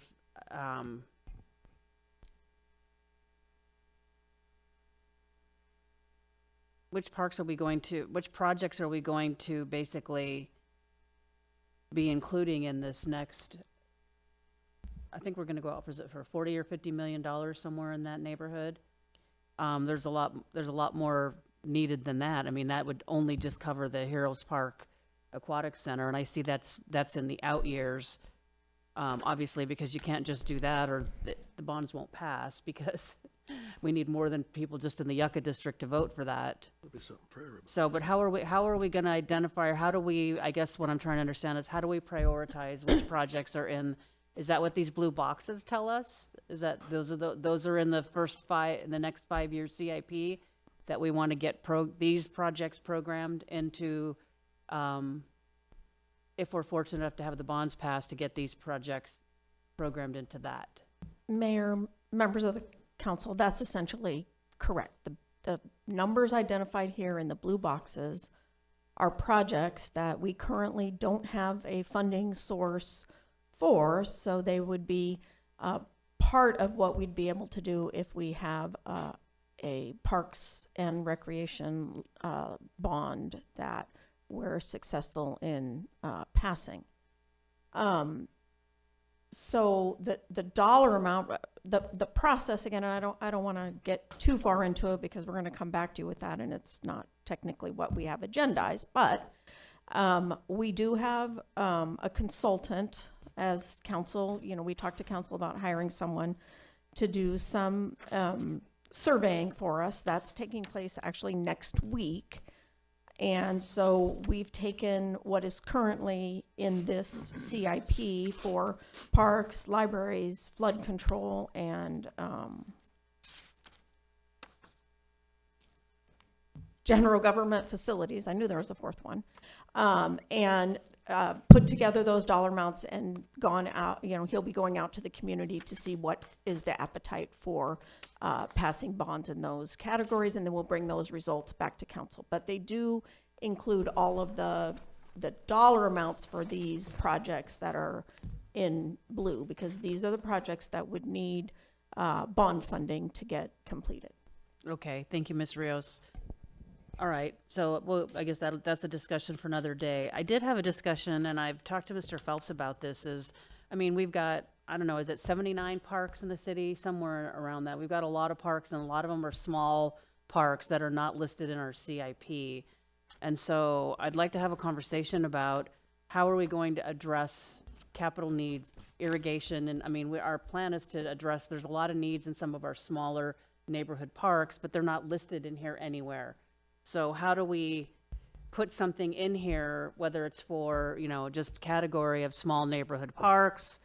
But how do we make sure that even these small neighborhood parks get the attention that they deserve when they're not listed in the CIP? I'm not exactly sure how we do that, but I think it's a conversation we should have. So I think John Kennedy, our Parks Director, is able to answer that question, but I will say before he does that over the past several years, we have used ARPA funds to address a lot of things in neighborhood parks. We've been putting in new irrigation. I think Levi showed an example of that on a slide earlier. We have been doing lighting projects, both as part of that and part of the performance-based contracting. And we've also been putting in new playgrounds. So new playgrounds, new irrigation, new surfaces, and new lighting have been done all around the city in a lot of parks, and we can certainly get you more information on all of the parks. But we were able to use quite a bit of ARPA money to accomplish that. And so these are some of the projects that are remaining that still need some of those types of improvements. But I'll let Mr. Kennedy answer more completely. Thank you, Ms. Rios. Mayor and Vice Mayor, yes, that's a very good question. Obviously, the CIP plan is a 10-year snapshot, and due to the number of parks that we do have, they're not all included within the 10-year plan. However, staff does.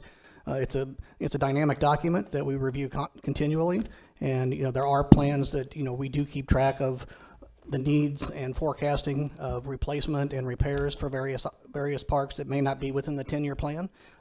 Just because they don't show up there doesn't mean they're not, being tracked and being reviewed. So as we review each year, we update the CIP plan, but we include, other parks that may not have been in the CIP the prior year, if that answers your question.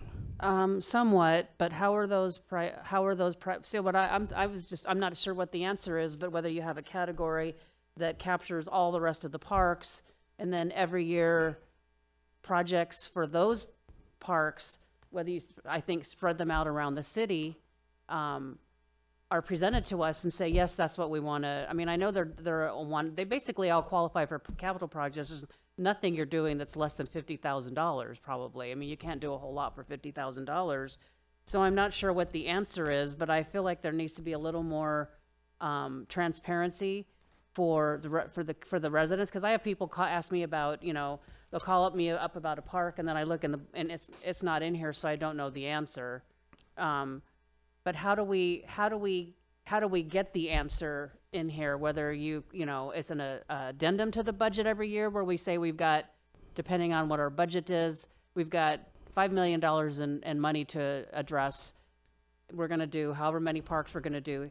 We're going to do, two from each, whatever we do, but document it somehow where it's so that we can figure out how we want to prioritize, because we're in the neighborhoods with our neighbors. We hear what the concerns are. I drive around and look at my parks at least a couple of times a month, make notes, and pay attention to what's going on in the parks in my district. I'm sure everybody else does that too. So involving us in that process is probably a good idea, but how do we get it into the CIP? Because I think even if it's a single item with a sub list of these are the parks we're going to do, like special events, there's a money for special events, and then there's other special events under that. I don't know if you have an idea of how we can accomplish that. Mayor, if I may, Mayor, members of the council, if you have specific projects and specific parks that you've made note of that need some type of refurbishment, that this would be the process for you to add a park to that. That's what this workshop in particular is about. And so if you don't have them at this very moment, you can certainly, send us something and let us know. These are the parks and the recommendations from your Parks and Recreation staff based on their experience. But if you have a specific park that you either have a question about when it was last refurbished or when it is due to be refurbished, or you have identify a need in one of your parks for some capital investment, we would, take that information from you, bring it here, and then prioritize it amongst all the other projects. This is ultimately your CIP. So that's the kind of input, especially that we sort of look for today. If you have other projects that you'd like to see, our answer generally is, let us know, we'll go back, we'll look at our funding sources, we'll look at priorities, and we'll make a recommendation as to when or where we can add that park, if it is in fact capital. Now, there are other types of park maintenance that Parks is doing that probably, you know, that may need to be done, and the answer may be, well, that's actually a maintenance, even though it may be costly, and we're going to be doing that at some other time. But those are the kinds of things that we need to hear from you. If in fact you have a park that needs some additional attention, let us know, and then we'll take a look at it and put it in line with the other parks and help the council determine what those priorities should be. I guess I didn't, thank you for that. I guess I didn't make clear what I'm trying to say is that I think that and Mr. Kennedy did say that there's stuff that happens, projects that the park takes on that are not listed in the CIP. So what I'm asking for is a process to be established. Give us a budget of the amount of money that's going to be allocated for these small projects so that we know, and then let us, between the 7 of us, work out how we want to allocate that money, rather than just having, because I mean, even if you say, well, I want to bring a project and somebody, we don't have any frame of reference of what the budget for that even is overall for these small little, you know, there's a lot of really small little parks, especially in the older part of the city, that are really, really small, that need, you know, quite a bit of attention. So what I'm trying to do is figure out if there's a way for us to have a process to address that, rather than just say, well, let us know what you want, what the issue is with the park, and then, you know, you have everybody giving us an issue with an individual park when we don't really even know what the budget is for those small ticket items. I guess compared to the big picture, they're small ticket items for some of the smaller parks around the city. How much money are we going to allocate towards that in this next fiscal year? I don't know the answer to that either. Mr. Phelps? Yeah, Mayor, members of council, Vice Mayor. So, I mean, there's a couple different things. Again, it's that, if you recall, the council a number of years ago, we were having some issues with just even basic keeping up with painting. And so we allocated in our operating budget, we increased the parks funding to have more maintenance people. I think it was last year or the year before, we added on irrigation specialists. And so when you saw one of the slides in the earlier presentation where we showed, I believe that was Bonzel, where we showed a before and after picture, that, you know, that was part of the work of the irrigation team being able to come in and replace and update irrigation. Some of those may be on a large enough scale to be considered a capital project. Some may be part of the operating budget. So there's also another opportunity within, when we adopt your operating budget, that we can increase the amount of staff and maintenance that will give the same impact of improving those parks, but it doesn't technically become a capital project where we, you know, where it meets kind of the general definitions of capital. So there's really is more than one way to do it, but those were some recent examples of where in the operating budget, you provided additional resources to the parks team, and we've been able to see some of the benefit of doing that. Thank you for that. So, but irrigation, I mean, even in the beginning of the presentation, we were showing irrigation's considered capital.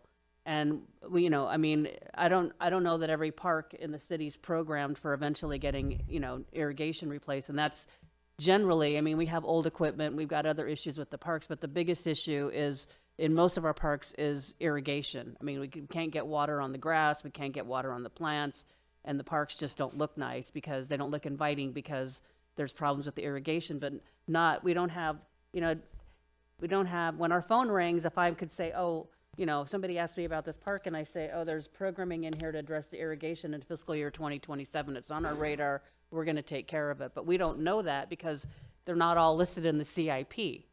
So even though, and you know, your presentation did tell us that irrigation is capital. So I'm just trying to figure out an easier way for us to understand how the money's being allocated, how it's being prioritized, how the parks it's being spread out evenly around the city, that everybody's getting their fair share of investment in irrigation in their neighborhood parks. rather than just, we do the big stuff in the CIP and then on all the other stuff is just kind of, I guess, the squeaky wheel gets the grease kind of policy. Mayor, members of council, Vice Mayor, irrigation can be a maintenance issue and irrigation can be a capital project. It really depends on the scope. If it's just a matter of going in and replacing, sometimes it's making repairs or adding different control units in, we wouldn't call that a capital project. We can do that under maintenance. And then you're absolutely correct. If we went in and say, let's just tear out all of the below ground infrastructure, put in all new control heads, all new system, that would likely rise to being a capital project. So that's what I'm saying. I think there's more than one way of doing it, but you can do it through a operating budget on the smaller scale, and then the larger scale projects, the CIP is really the best mechanism to do that. Okay. One last question. Is there a list somewhere of the parks that aren't in the CIP and plans for those, for investments in those parks? Is there a list somewhere of that? Mayor and Vice Mayor, so, as I mentioned before, with the CIP plan being a 10-year document, part of the reason why you don't see all of the projects within that 10 years because there's a realistic of what we can actually get done on a per year basis. So some of those, since we have so many, they don't always fit into that 10-year plan, so that's why they're not all within the 10-year CIP plan. But it is something that we continually go through and evaluate each year as we look at the CIP plan. So we do know, we do have a listing of all the parks. We do know our asset management. We go through 4 steps each year to review data collection, compile usage data that we might have, condition reports of our assets, different community feedback, whether it's from city officials, from our staff, from Glendale Ones, from other citizens, is the second step of that collaboration process, and then we draft and review the CIP. So that's kind of the ongoing step process that we go through.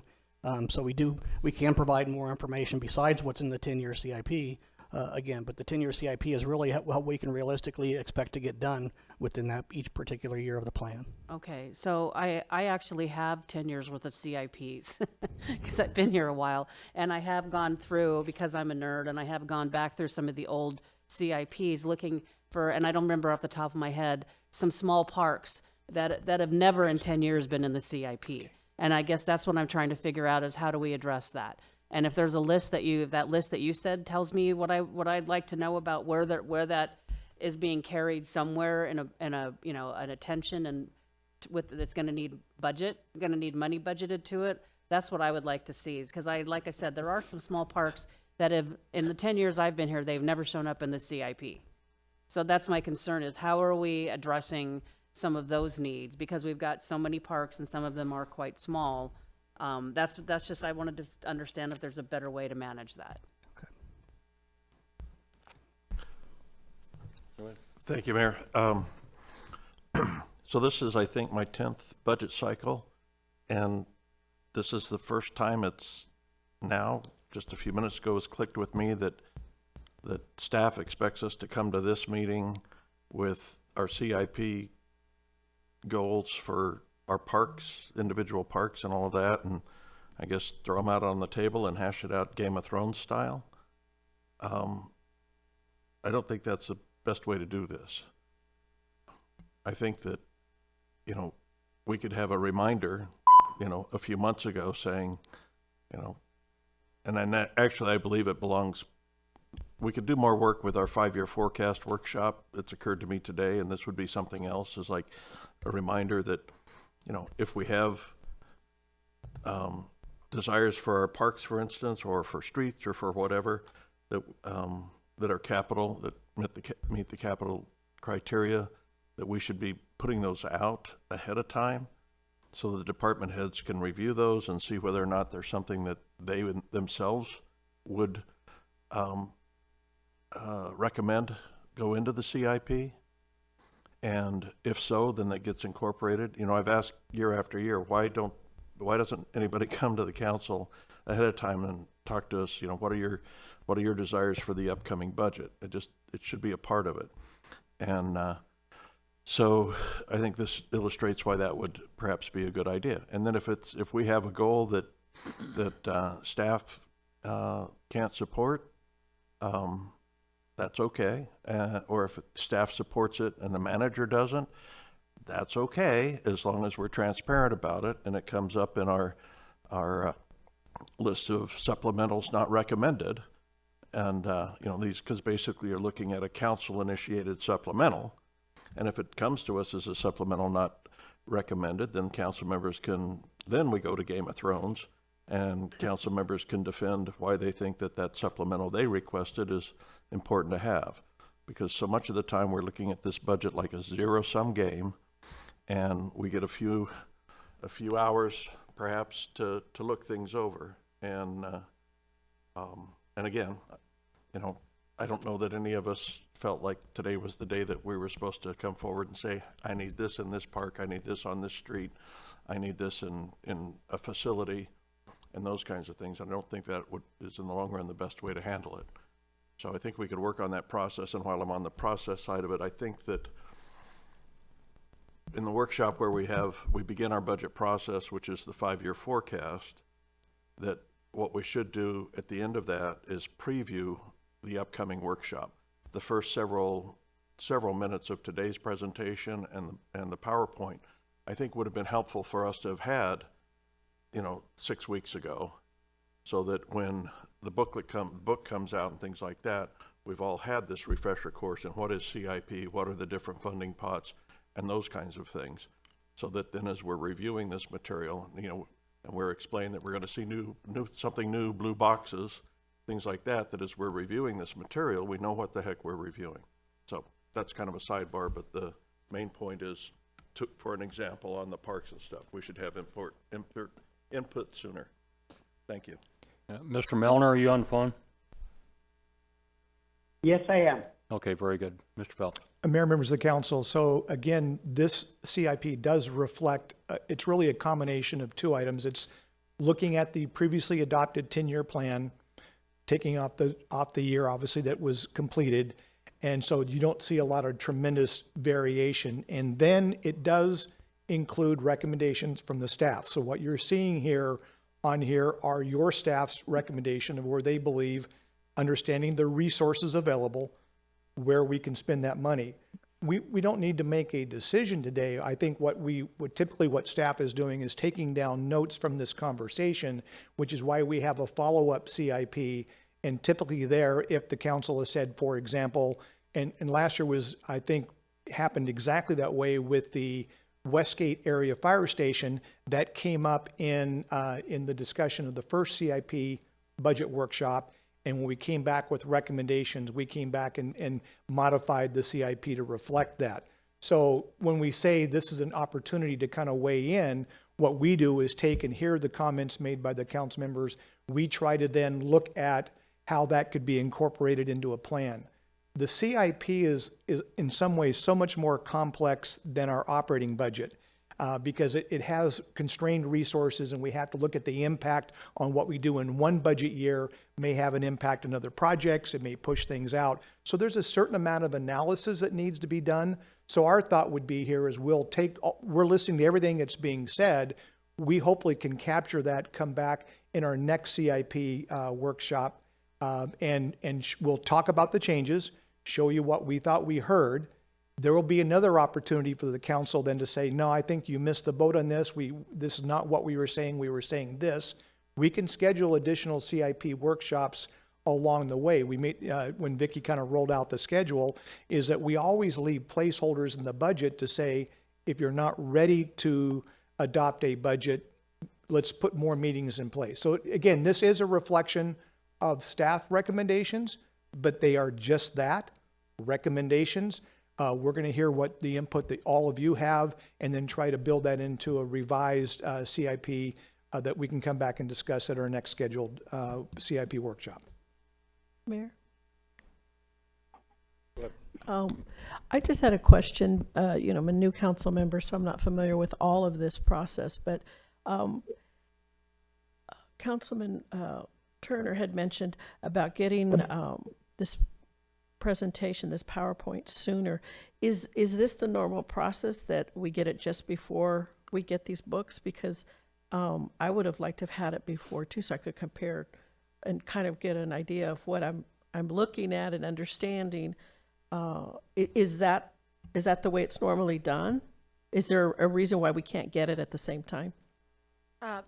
excuse me, Mayor, members of the council, we typically are able to get the books out, and we got the books out, the binders out a little bit earlier, but it does take us a little bit longer to get this presentation together. We certainly try to get it out sooner, but this time we were not able to get it together until Friday. It's a very, let me see if it's a very complicated thing to actually get this into PowerPoint. It doesn't seem that bad, but as late as Friday, I was with Miss Lindsay trying to figure out how to PDF things and get them inserted in here. It's just sort of a little bit more complicated than it may seem, but we were able to get the books out, more than a week before, and that's, kind of our goal.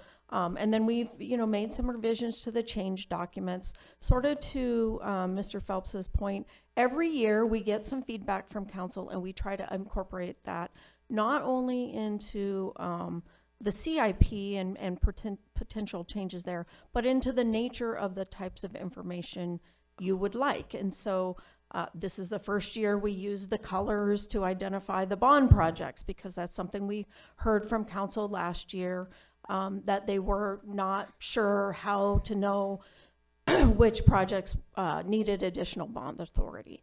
And so every year we make modifications to what we're doing in order to address some of these questions.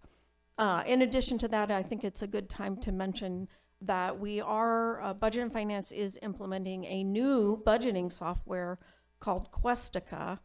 That budgeting software we expect to be able to use on the next cycle. We're sort of running a parallel budget right now using that piece of software, and we expect to be able to do much better reporting and also have things for council much earlier. So for example, right now when you see these projects and even the individual descriptions, they don't tell you what council district it's in. But in the new software, that's a field that we'll be able to capture, and you'll be able to see, okay, this project is in, the Yucca district, for example. So every year we try to do it a little bit better. We know, it's not always exactly perfect, but it's continuous improvement, and that's what we're looking for here. Okay, well, thank you. Mayor. Mayor, council, staff. I wanted to advocate for ADA compliance at Rose Lane Park. I know that the previous council, thank you, I'm very gracious for all of the improvements that we've already had, but I would like to request consideration for the next 10 years that we have ADA compliant sidewalks that get over to the Ramadas, and also a second priority would be to update those Ramadas because there's only 4 of them and they're pretty old. And then a third priority would be to upgrade the athletic fields, basketball fields, pickleball fields, etc. So that is a request that I have that we consider. Thank you. Mayor. I do, Mr. Kennedy, I hope you're still here. I have a council at a special interest on accessible and adaptive playgrounds, and I thought that was going to be part of the conversation with the CIP and how the council wants to pursue those. Do we want to program, those around the city to make those? I know the Sierra Verde Park remodel is including some adaptive playground equipment, but I think our residents and with disabilities and the children in our city with disabilities, we should have playgrounds around the city that they're able to participate in. They're members of this community and they deserve that. But I don't know where we are with that or how we're programming that into this CIP. Mayor and Vice Mayor, we do have the item scheduled to come back to you at a council workshop on March 25th to discuss the findings that we have done on both the ADA accessibility and adaptive and inclusive playground information. So we will be bringing that to you on March 25th. So I guess the good news, bad news is, the good news is it's coming, and the bad news is we don't have any funding for it right now anyway. So, so will there still be an opportunity to have the discussion about how we want to plug those in around the city? I mean, I don't know what the plan's going to be. It's going to take all 7 of us to figure that out. But I know there was a consensus that we should afford children with disabilities the opportunity to be able to play at a playground and program around the city where they're able to get to one within a moderate distance of where they live. So we're still going to have an opportunity to plug that in because, like I said, the good news, bad news is we don't have the funding for it right now anyway. So it's going to be probably parks that are already programmed, and then to implement those changes into the parks that are already programmed for renovations. Is that how we're kind of thinking we're going to do it? Mayor and Vice Mayor, so the item that we'll be bringing back at workshop really is broken into two areas. One is to improve accessibility to the playgrounds, mainly focusing on the playground surface, whether it's sand, engineered wood fiber, and or poured in place. So that'll be one aspect, and how we move forward in improving the accessibility. And then the other aspect is we will come to you with some recommendations for locations for more of an all-inclusive adaptive playground, specifically at areas throughout the city. So we'll be bringing both of those two options to you, but they would require additional funding as you've identified. Okay, very good. Thank you. Mayor? We have a real gem in the Cactus District, which is the L.C. McCarthy Sensory Garden. So I would also like to talk with you further and with staff about how we can make improvements to that area. Thank you.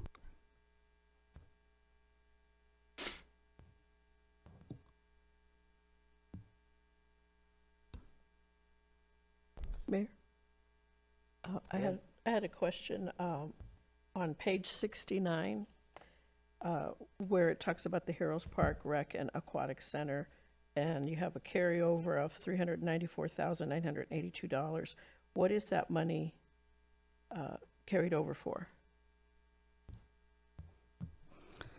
Mayor and council members, Councilmember Guzman, that is to begin the study for the Recreation and Aquatic Center. So we have recently engaged a firm to assist us with that process. So it has started? Yes, we've had an early kickoff meeting, and we're getting ready to, approve the scope and fee for the architect engineering firm, and then we'll be moving forward shortly on that process. About how long do you think that'll take? Generally, that process, we'll look to try to get some early wins with some early renderings and potential programming out of that here within the next, 3 to 4 months. I also noticed that it's been the Aquatics and Recreation Center has been moved to fiscal year 31-35 and it's highlighted in blue. So apparently that means that we're going to need to go out and have a bond election in order to have money to finish that. Is that correct? Mayor, members of the council, that's correct. That's one of the projects that we think would be best funded, in particular with general obligation bonds. It's typically the type of thing that you would fund because it's a very large project.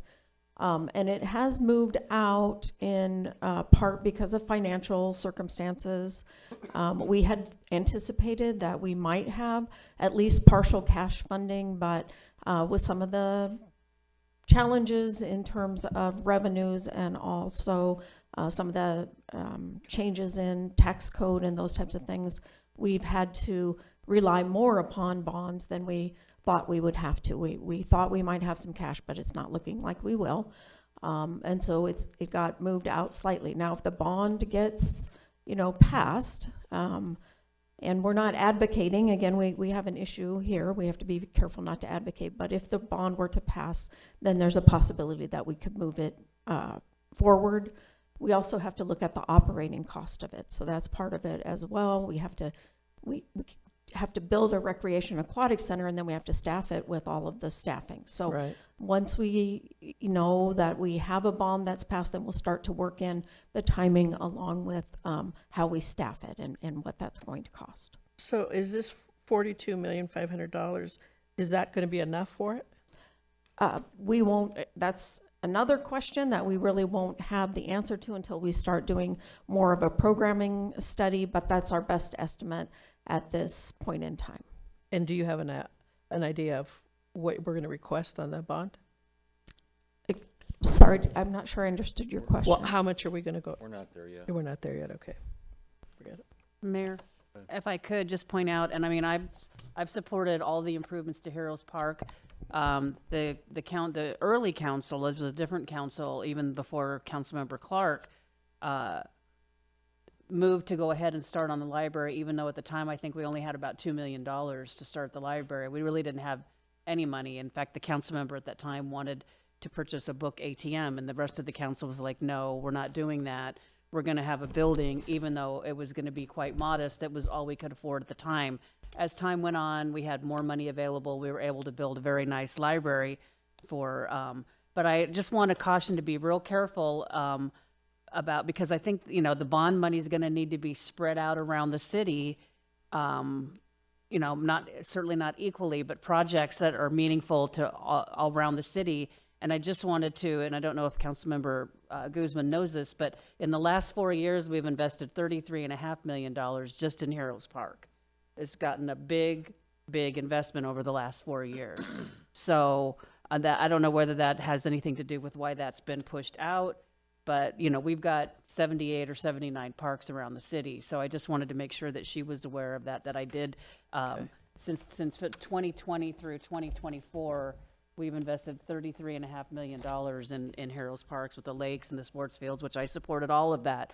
I just caution us to be very careful that, you know, that these need to be, the money needs to be spread out around the city. So, thank you.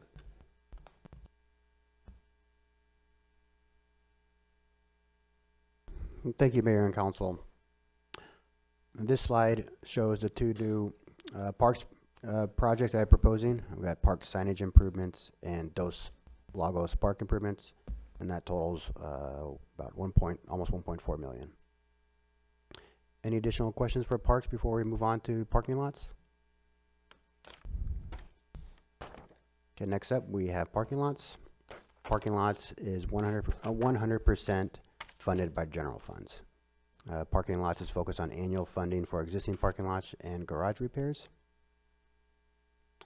And this shows the parks, it's completely funded, or parking lots is completely funded by general fund, and the total 10-year CIP is 21.7 million. And then these are the two projects listed under parking lots.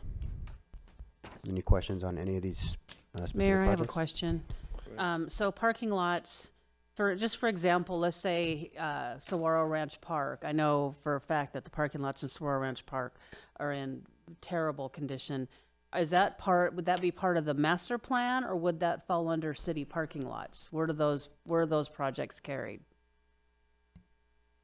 Mayor and Council, I think Michelle Watinko can answer that question. Okay.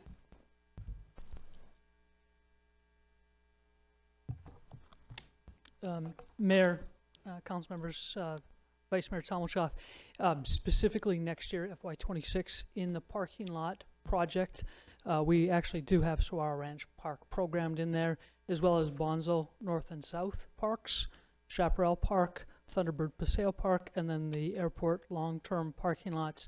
And just a reminder, with those, all the ADA accessibility requirements with parking lots goes into those projects as well. So Saguaro Ranch Park is programmed in this parking lot project. Mayor, members of the council, if I may also, it does, in answer to your general question, it varies in the, for example, in the Thunderbird Conservation Park, because we're redoing ingress and egress, that parking, all those parking lots are part of that master plan for the trailheads and that type of thing. So parking lots can vary slightly, just depends on what we're doing at the park, but in particular for Thunderbird Conservation, they are actually part of that master plan. Very good. I'm glad to see some of those parking lots are getting addressed, and that the money's not going to come out of the money program for the parks master plan. Thank you. From my understanding and also for the public's understanding, can someone please answer or explain to me how or which fund the VI garage space use agreement is coming out of, the $14 million? And also, when has it been paid, or has it already been paid? Mayor, members of the council, the VI garage space is general fund. It's already been transferred, however, out of the general fund into what we call our 1080 fund. That was one of the first funds Jonathan talked about.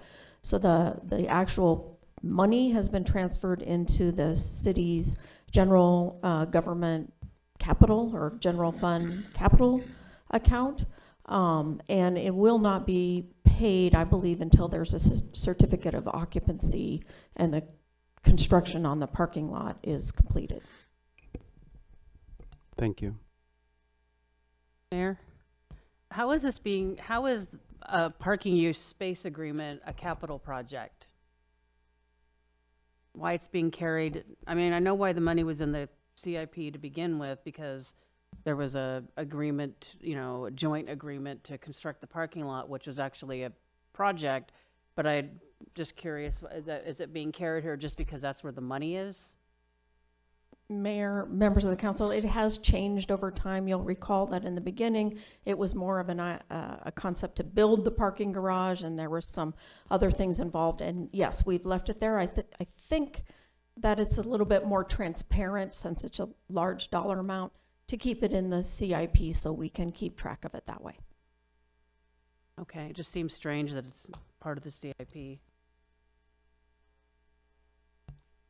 Mr. Gibson is reminding me that under GASB, it's also a capital lease, and so it's appropriately considered as capital.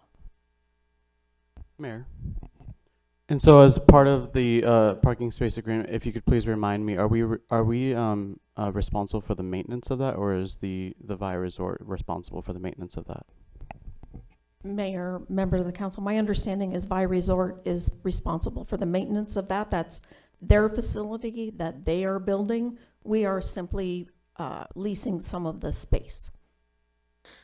Mayor, and you said that once the certificate of occupancy is given, that's when the remainder of the payment will be the remainder of the payment will be given. Mayor, members of the council, that's when this payment will be made. There has been no payment to date, so it's not a remainder necessarily. But yes, that's when this payment will be made. Then there are two additional payments that could be made if the lease is renewed later, each for 1.5 million, but those don't come until 10 years and then 35 and 45 years out. Mayor, and so if the certificate of occupancy is when we can actually use the 800 spaces, does that mean that the lease is being pushed back, since it's a 25-year lease, that the lease would start on that date, or is the lease already started from when the council approved it? Now, Mayor, members of the council, it will start when the payment is made and the spaces are available, and then actually under accounting again, it'll get costed out over multiple years. So the cash will go out in 1 year, but under accounting, it'll get depreciated or expensed over multiple years. Mayor, council, under GASB 87, it's a right to use asset. And so as Ms. Rios mentioned, we'll be accounting for it on an annual basis. Accounting standards have changed over the years. It used to be called a capital lease, but that is no longer the case under GASB 87. And so we book the asset at the start of the cycle, and then we recognize an expense over the life of the lease. And Mayor, one last question is for Mr. Bailey. Mr. Bailey, in terms of this agreement, can you remind me and the public how this is not a gift?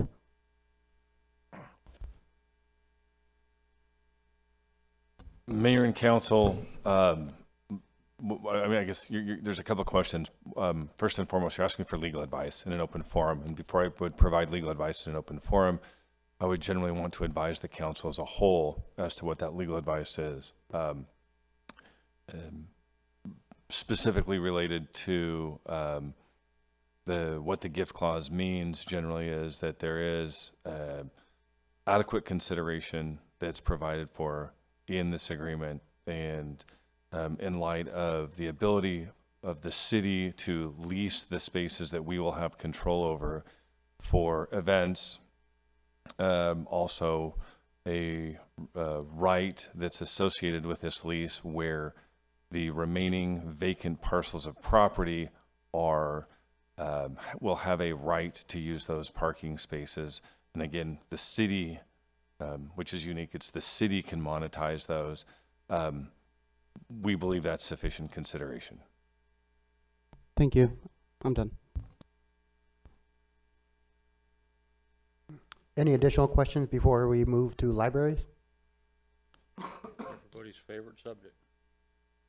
Okay, libraries funded mostly by GeoBonds at 80%, and then we have 4% for DIF and 3% at grants.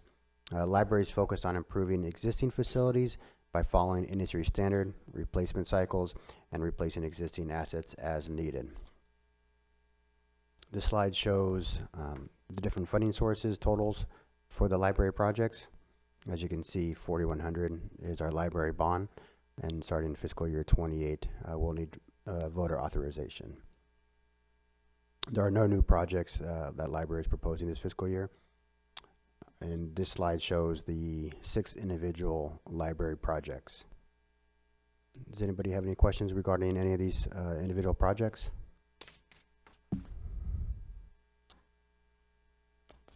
No questions, we'll move to, oh, Wait, sorry. I do. Yeah.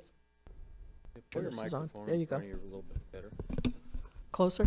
Yeah. Okay, You talk very soft, so it's hard to hear you. okay.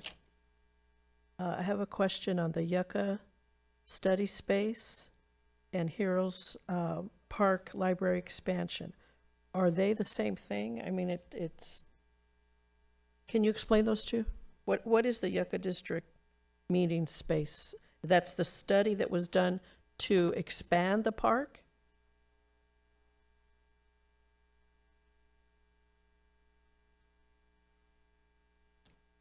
Hi, council member and mayor.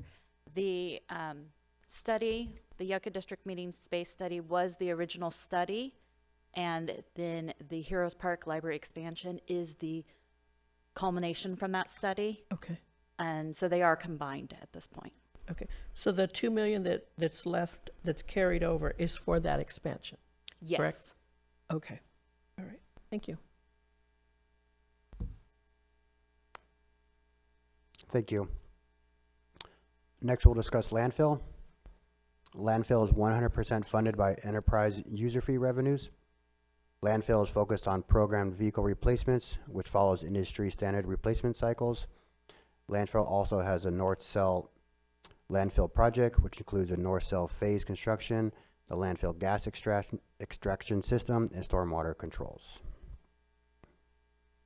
This slide shows only source of for the funding source of landfill, which is the enterprise fund. These next 2 slides show the individual projects for landfill. The total CIP equals $44 million for the year. Any questions on any individual project? And landfill is not requesting any new projects for this CIP. Next, we have facility maintenance. Facility maintenance program is funded 61% through general fund, 15% through enterprise fund, which is in this case for water and solid waste, 12% general obligation, 11% special revenue, and 1% with grants. Facility maintenance programs focus on improving existing assets through programmatic replacement, and they also follow industry standard replacement cycles. Replace existing assets as needed, and the downtown campus reinvestment project is included in this program. Mayor? Can we please, she doesn't need to come up here, but could we please get a list of the items requested and the items approved for Camelback Ranch Maintenance Reserve? Just emailed. Thank you. Mayor? Unless that's included in the government facilities line there where the blue boxes are, could we have some information about what's in the blue boxes? What projects those cover?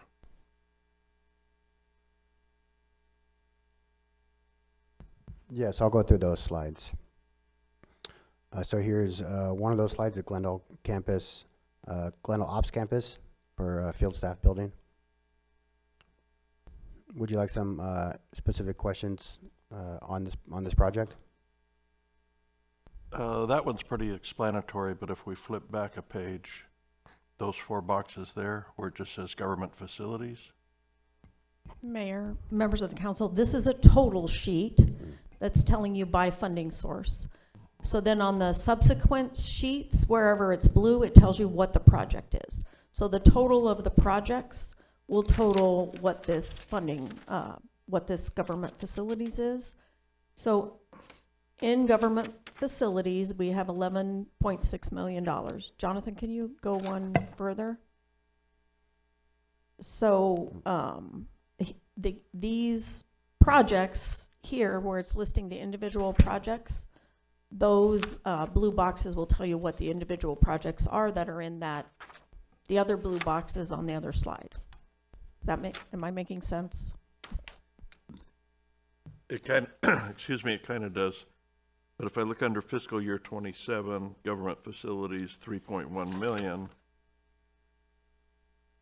But the blue box on the next page is 10 million. That's, I mean, it's not crucial at the moment. You can explain it to me offline so that I don't further embarrass myself. But I'm curious as to how does that, what are we working on there? Where's that money going? Because government facilities is a big umbrella. You know, Yes, we can get you that information. Thank you.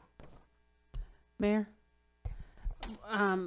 We talked about the ops campus. This is several years ago that we went through the whole thing and thought we were moving forward and thought we had the authority. Was some of that authority that was initially for the ops campus reallocated to City Hall and other projects?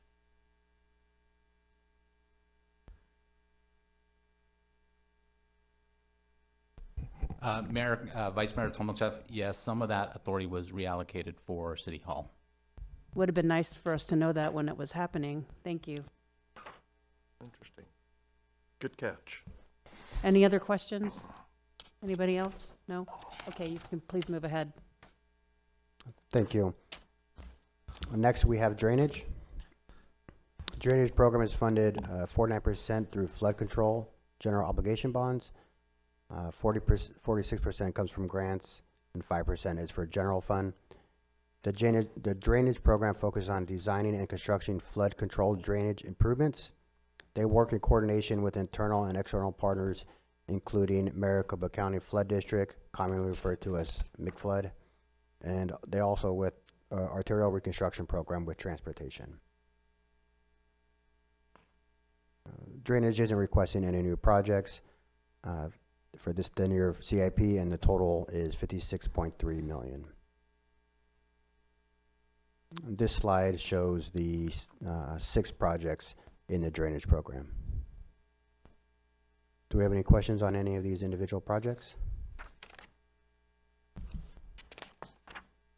I don't see any, Jonathan. Thank you. Move to airport. Airport is 85% funded by grants and 15% by transportation sales tax. Some of the projects include the airport master plan study, South Apron reconstruction, airfield lighting and signage, and the self-fuel station site survey. Here's the total by funding source. As you can see, most of it's by airport grant. And then airport is requesting 3 new projects for this 10-year CIP. The total CIP is $54 million.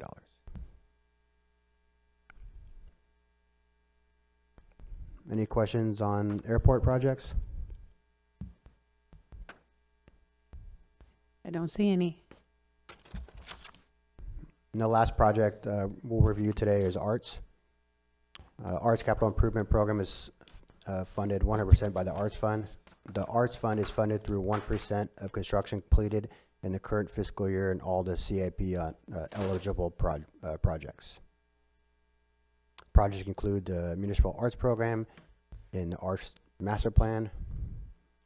As we go through, the Arts Master Plan shows estimated carry over $100,000, but I think that deal was just finalized, so that won't be carried over till the following fiscal year.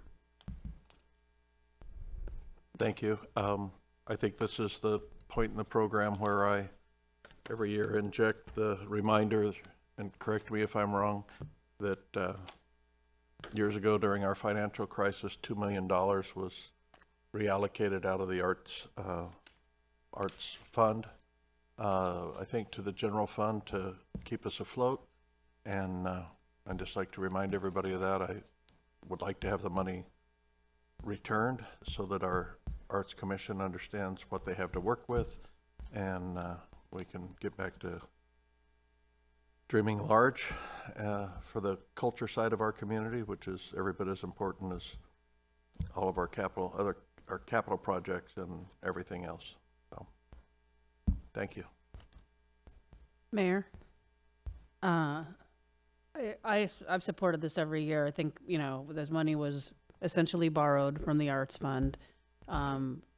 We could have paid it back the last several years where the financial picture was a lot better than it is now. Yep. But that's the problem with waiting is, but it's, I mean, the money is still owed, even if we set up a payment plan like we have for the enterprise funds that were, money was transferred out of to wire to the NHL. We've got a payment plan. We've got a plan to pay that back. So whether or not we feel like we could, you know, take the $2 million this year and put it back in the Arts Fund, I still feel like we should, if we're not going to do that, we should at least have a plan, whether it's $500,000 a year, whatever it is, to pay the money back. We have an obligation to return that money back to the Arts Fund. Thank you.